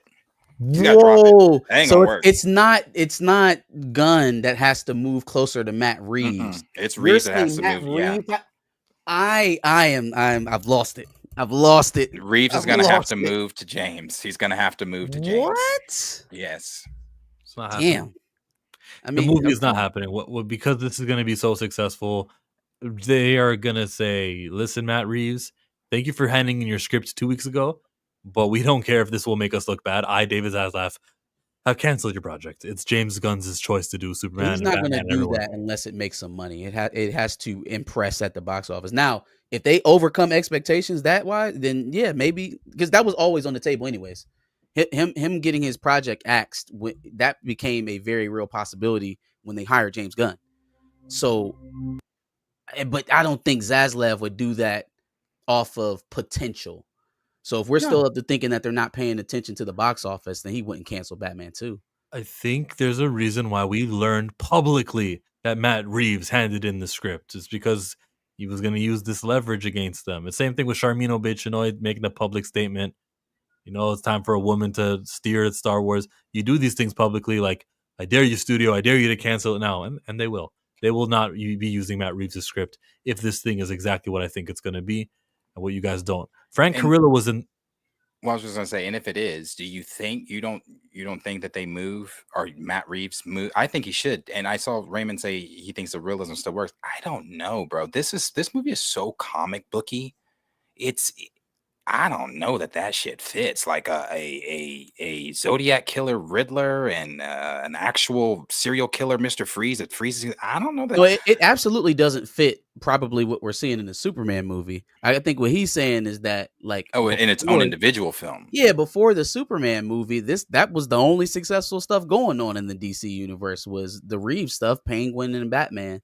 So maybe there's a happy medium somewhere in the middle. I mean, they're on opposite ends of the spectrum. There has to be some room in the middle there for them to come together. Maybe it's a thing where in Matt and Reeves' films, it still is, because I still to this day, the Batman film with Reeves is the best comic book Gotham I've ever seen. So maybe you still keep the realism in Matt's films but when they merge together, it's, because when they merge together, Matt Reeves can't come over there and be like, "Oh, well, put some real stuff." No, that's not going to work. That's not going to work. It's just not. But then you can't have a super campy Superman in Gotham either from that same standpoint. Maybe it just doesn't work. Maybe it just doesn't, because I can't see Corn Sweat Superman in Matt Reeves' Gotham. I can't. Yeah. I don't know, man. That's tough. That's tough. And then, do you even want to start up the fight with the Batman fans that were on board with Jesus. Pattinson? Like, do you want to start that all over again? You probably just got over it with the Superman fans, cleared that bar. Now you want to start that fight up all over again with the Batman fans? Like, I think they just keep Pattinson, and they just got to find a way to make it work. They got to find a way to make it work. I mean, they did this to themselves, but they just got to find a way to make this work. You want this? Yeah, I mean, that is next to Superman, the most important character in DC. You got to make that. You got to make it work somehow. I don't know, and I also don't agree with I've never agreed with it. The two Batman idea. I don't want an Elseworld Batman and then this Batman. Why am I keeping up with two Batmans? see, yeah, the Elseworld thing doesn't, and I hear you, Laddie, but the Elseworld thing just doesn't make sense to me. I do not believe that the audience, nor does the executive of this studio, have the capacity to allow two Batmans to exist in opposite universes that are in no way, shape, or form connected. I don't think the audience has the capacity for that. I don't think David Zaslav has spent a day on this earth thinking about spending money on two Batman films at the same time. Oh yeah, absolutely not. So I don't think that's viable. It's going to be one or the other. And they already have one popular one established, so it just makes sense to try to make it work if you can. And what Lottie said there about, Reeves saying under no circumstance, I'm gonna be honest with you, Reeves has not a damn decision. James Gunn is the president of that company. If he wants to say Matt Reeves and Pattinson fuck off, he'll just take that. He'll just take it. He can do that, and he can do whatever Batman he wants to do. He doesn't have to do. The contract was with Zaslav, with Warner Brothers, before DC Studios ever existed, and James Gunn had the power. So this has been a promised movie. It's going to take Zaslav to axe it. I'm saying you want to tell me he's got that much influence in the company to cancel it? Then I'll believe you. I just won't say that he gets to choose, because if he got to choose, he just would have never done or agreed to do a part 2 of Batman, or talk about it during chapter 1 during that thing from 2 years ago. Could he not just fast track Brave and the Bold and just keep Batman 2 down the pipeline indefinitely? I don't think he's got that. You said could he fast track what now? Brave and the Bold, and just keep the Matt Reeves Batman in development. He can't do that. He can tell Zaslav to do that if he's influential enough, if this makes enough money. And I don't know, it's kind of a conversation we shouldn't be having about, will that universe mesh with this universe? Why wouldn't we have that conversation? It's not a possibility. It's not going to happen. If the Batman happens, Batman 2 with Matt Reeves, it's unrelated. If it doesn't happen, we're not going to use Robert Pattinson Batman. James didn't choose him. Someone said there's going to be 2 Batmans. Okay, guys. This is what James recently said. This was 2 days ago about Brave and the Bold. There are no new updates. I mean, we're working on a script. We have a screenwriter who's hammering away at it. I'm very involved, and so we'll see what happens next. I wish I had more news for you, but I don't. But luckily, I've got the Batman 2 script in my backpack, and I'm about to read it. Here's the thing. I think, again, just because it's James, and we know how James finagles and lies and things like that, I think what it is, they're going to read this script.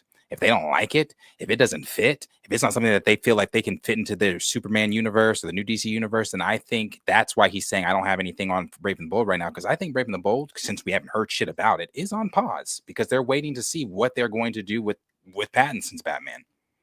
That's why he's saying that. It's on pause because once I read the script, if this script is shit, then maybe it's back on.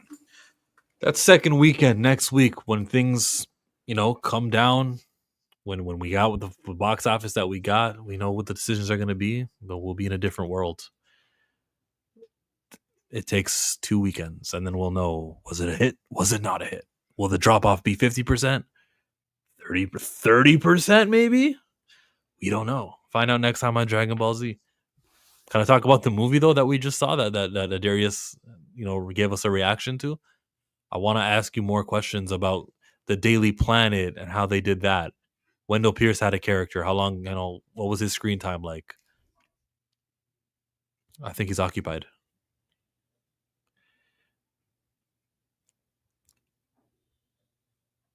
Oh, he doesn't know he's muted. Oh no, I don't think all the DC movies are gonna have the same tone. At least I don't. I hope not. I hope not. I hope Supergirl is good. I think Supergirl is gonna be good. Can't really say anything without a spoiler, but I hope Supergirl is gonna be good. Okay, what about the Daily Planet? Comic book, perfect. Damn, who was I about to say? Oh, Gardner. Guy Gardner's in Lanterns. I didn't know that. I didn't know he was in Lanterns. I think I seen a write up about that too. He said he dropped more F-bombs in that series than he's ever dropped. I like Nathan Fillion. It's my guy. Yeah, I like Nathan Fillion too. He was really good in this. Do you think that maybe where the superhero genre is right now and how well received Superman seems to be, that maybe we're going back into the realm where, yeah, the genre of superhero films is not appealing to mass audiences the way that they were maybe 5 to 10 years ago, but now the way to win over audiences is to stick closer to the comic book feel, to stick closer to what we know to be the content as opposed to mass audiences, normies, that kind of thing?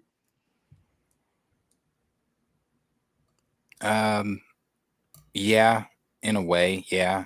I think too what really is I think too it's the spectacle in this film too, because like I told you, it's a ride.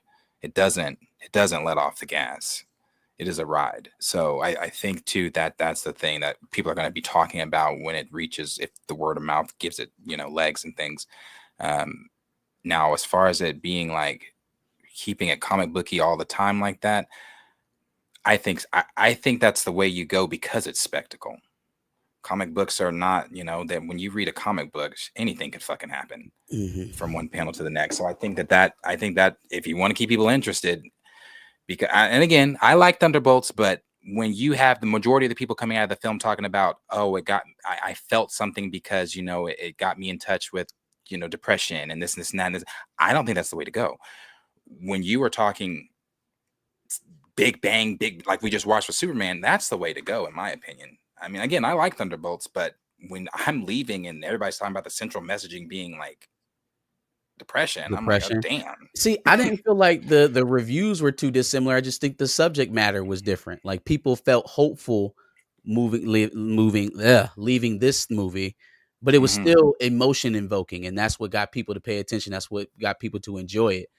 Thunderbolts did the same thing. It was just for a whole other host of reasons. It was trauma and stress and depression, and it spoke to a different part of the brain. Right. But it does seem to be the way that it's enticing fans. I guess my outlook on it is if this leads the studios to be more direct in how they make some of these projects, as opposed to draw every man, woman, and child to the theater to see them, if they understand that they have a niche audience to sell to and they actually market to you, that's a win. That's definitely a win. Something else, though, and I'm just kind of going off of what Raymond just said about the depression still being a way to go. I think that I'm not saying that those films aren't impactful. I'm not saying that Thunderbolts didn't touch someone. What I'm saying is, I think as directors, filmmakers, presidents of studios, you need to read the room. Superman came out in a time where hope is needed, where feeling something good is needed. When walking out of Thunderbolts and you're talking about depression in a depressing climate that we're in, that ain't what I want to talk about after I just spent $43 on a movie ticket. So I'm like, yeah, I want to be happy. I'm hopeful. I left that movie. I'm still happy. I'm still happy. It just gives hope. How much Creature Commandos is referenced in this movie? Not a lick. You don't feel like you missed something? I didn't hear a creature or commando. They didn't say shit about them. Well, what about Frank Carrillo's character? He was in the movie. Oh, I didn't watch Creature Commandos though. So I don't know.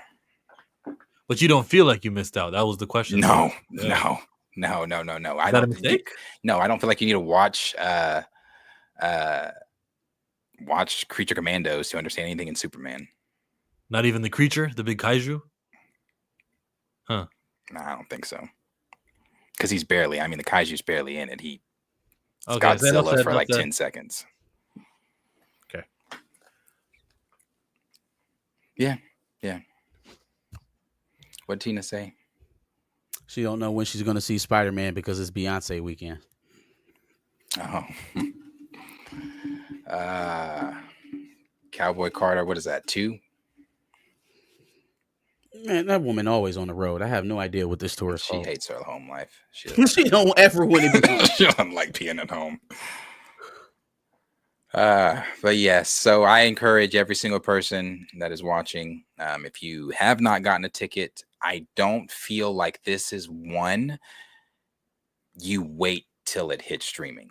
Go see this on the biggest screen that you can possibly see this on, for sure. And if you want DC to thrive, I also say go see this film. I think we deserve more from this studio after this. So go watch it. But don't forget, Fantastic Four is in 2 weeks. Go watch that shit too. For sure. What was the bet? If Fantastic Four makes more than Superman, I'm supposed to buy you a toy? I'll show you. Funko Pop. I'll show you. I'm going to go on an Amazon wish list, and I'm going to generously take out the credit card and say, here you go, Dare Bear. This is what I want Weren't you betting right me too? here. Yeah, what's our bet, Marcus? 600 million for Fantastic Four or for Superman? It's for Superman. Can you buy me a frame for this? I haven't been able to make it to the store to get it I'll yet. do whatever you want. Your Sorry, screen that's is my on. Why is my screen not on? Oh. Go. Well, Try my it again. screen's still not on. There. Boom. That's what I want.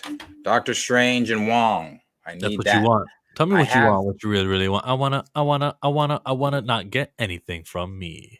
Oh, I'm gonna get it because they're gonna make more. So just so you know, that is already in my basket, just waiting to be sent to you.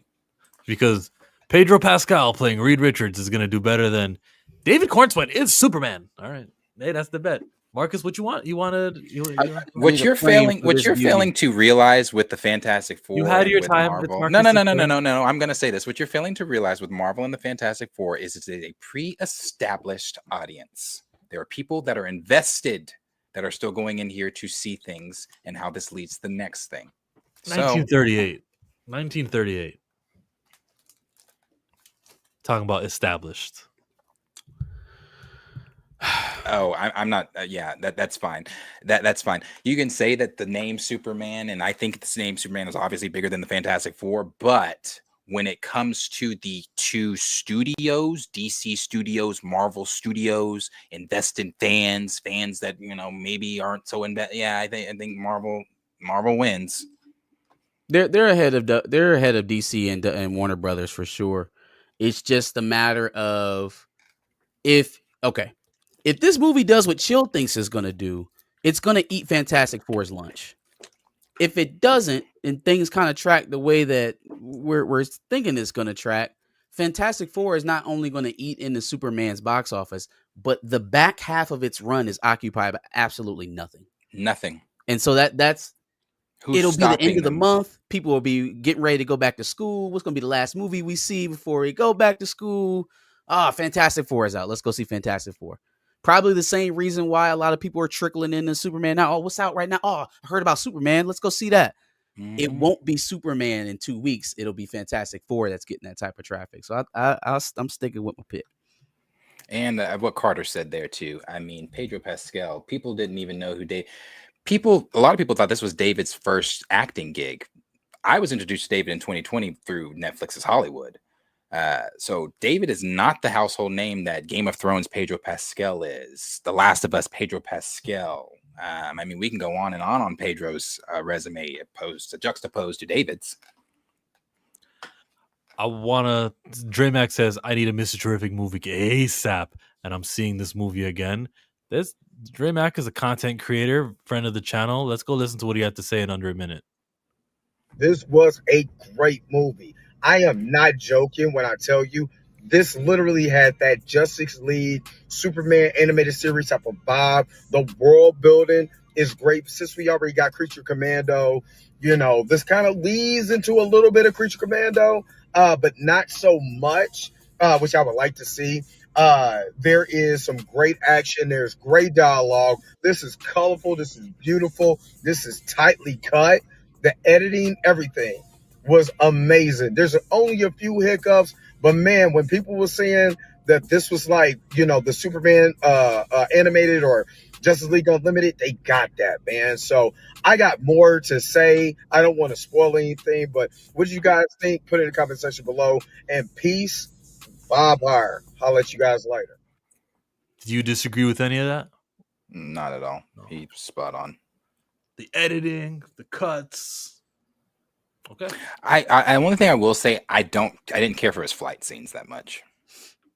If I have to nitpick, I didn't care for the camera on the swivel thing. So that's still in there. Oh, that's still in there. I thought it was cut. It's still in there. Because didn't he say he cut it? Didn't they say he's a liar? Didn't he say he cut it? Yeah, no, it's still in there. It's still in there. Is that what the 9.5 is and why it's not a 10? Like, I guess. Yeah. I guess. Yeah. Yeah. Flight scenes are a little weird, but other than that, we might be in for a great theatrical experience. All right. I've washed my expectations a bit. I had to. I've been forced to. There's too many people who have said it is good for me to plant my feet anymore. So I guess I just got to go in with an open mind. You can do that. You'll give it a fair shot, and you'll come in here. Not what 9.5? It was only a 9. Relax, Darius. Yeah, no, I'm seeing it again. So right on. Good stream. We're good to go. That was a great addition of out of theater reaction. We killed it. I thought we did very good this whole stream long. Even the parts where Darius wasn't here, we just me and you nailed it. I'm trekking along. Yes. Sir. All right, Pantheonas. It's been real. You know what I mean? Do all the requisite likes, shares, and subscribes. Hit up Darius over there at Planet Phonetics. Hit us up here at Back of the Bus. Hit Chillmonger over there at Chillmonger YouTube page. It's just Chillmonger. I was trying to figure out a way to say your page, and then I fumbled all over it. Follow the monger of Chill. There you go. There we go. The monger of Chill. And then the Dre Max show also. He's in the live chat. Go follow, go subscribe to Dre. He'll do Tina's in here too. show. Go subscribe to Tina. She dreads me. She dreads me. Spelled with the letter Z. I think Juan is in here too. Juan has a YouTube channel. Go subscribe to Juan. Oh, I don't know who Juan is. Network. Juan? Oh, Junior Network. I thought it was Junior Network. Oh, Junior Watanabe on my read. My fault. Junior Watanabe on my read. Culture Made Channel, another YouTuber. Yeah, yo. Next time me and Darius go live will be Monday morning. Yes, see. Schedule is all finally fixed to where my streams will be in the morning for now on. Other than when I stream in the evening with Pantheon. But we won't really see a Planet Fanatic stream in the evening anymore like that unless it's some breaking news. Marcus is gonna stream on Sunday, chilling on the couch. He's gonna have Josh over there. They're gonna talk about rich people, all that good stuff. They'll talk about AMP. He's gonna talk about Target and all of that. Yeah. I don't think they knew. I don't think they knew. I think they were taking. Nah, fuck all that, bro. How you don't know that all these? They don't know. They're streaming. Stop it. He was on a marathon. You on the internet that long and that much, niggas is not in Target. Not only did they know, they probably used the fact that they knew to run up the price on Target. Probably and Target, but Target at the same time is probably looking at them like, oh, this is a way to get back into the black graces of the black folks, blah blah blah. Most of their fans, black fans. It's not like a multi. You know what? At RDC World when they did their DreamCon thing, it was mostly black people. So, yeah. And I remember when Kai Cenat went in New York and they had to shut down the streets when he was giving out the PS3s or the PS5 PlayStations. Yeah, that was a lot of color, a lot of melanin in the streets. All right, so yeah, check him out on Sunday, and then check me out whenever I go live next. Not tomorrow, Oh yeah, and if you're and for my people, I'm not gonna review it or talk about it. For my people watching Love Island, that shit not crazy. Shit is crazy. Shit is crazy. There's a nigga from Oklahoma that I know personally that's on the show, so that's why I'm watching. I've never watched a season of Love Island, never in my life, but this shit has me hooked. I'm like, this shit is fucking crazy, fucking crazy. Yeah, watch that Reality shit. TV in 2025, man. It's getting cray cray. Yeah. Check it out. Thanks you guys for coming. Like, subscribe, share with your friends, and we'll see all of you guys on the next stream. Hey, I've been watching y'all every single time on Thursday and Friday because I swear to God, y'all switch up every now and then. But rock out. I'm fucking with it. I'm out. Thank you, Josh. Appreciate it. All right, dog.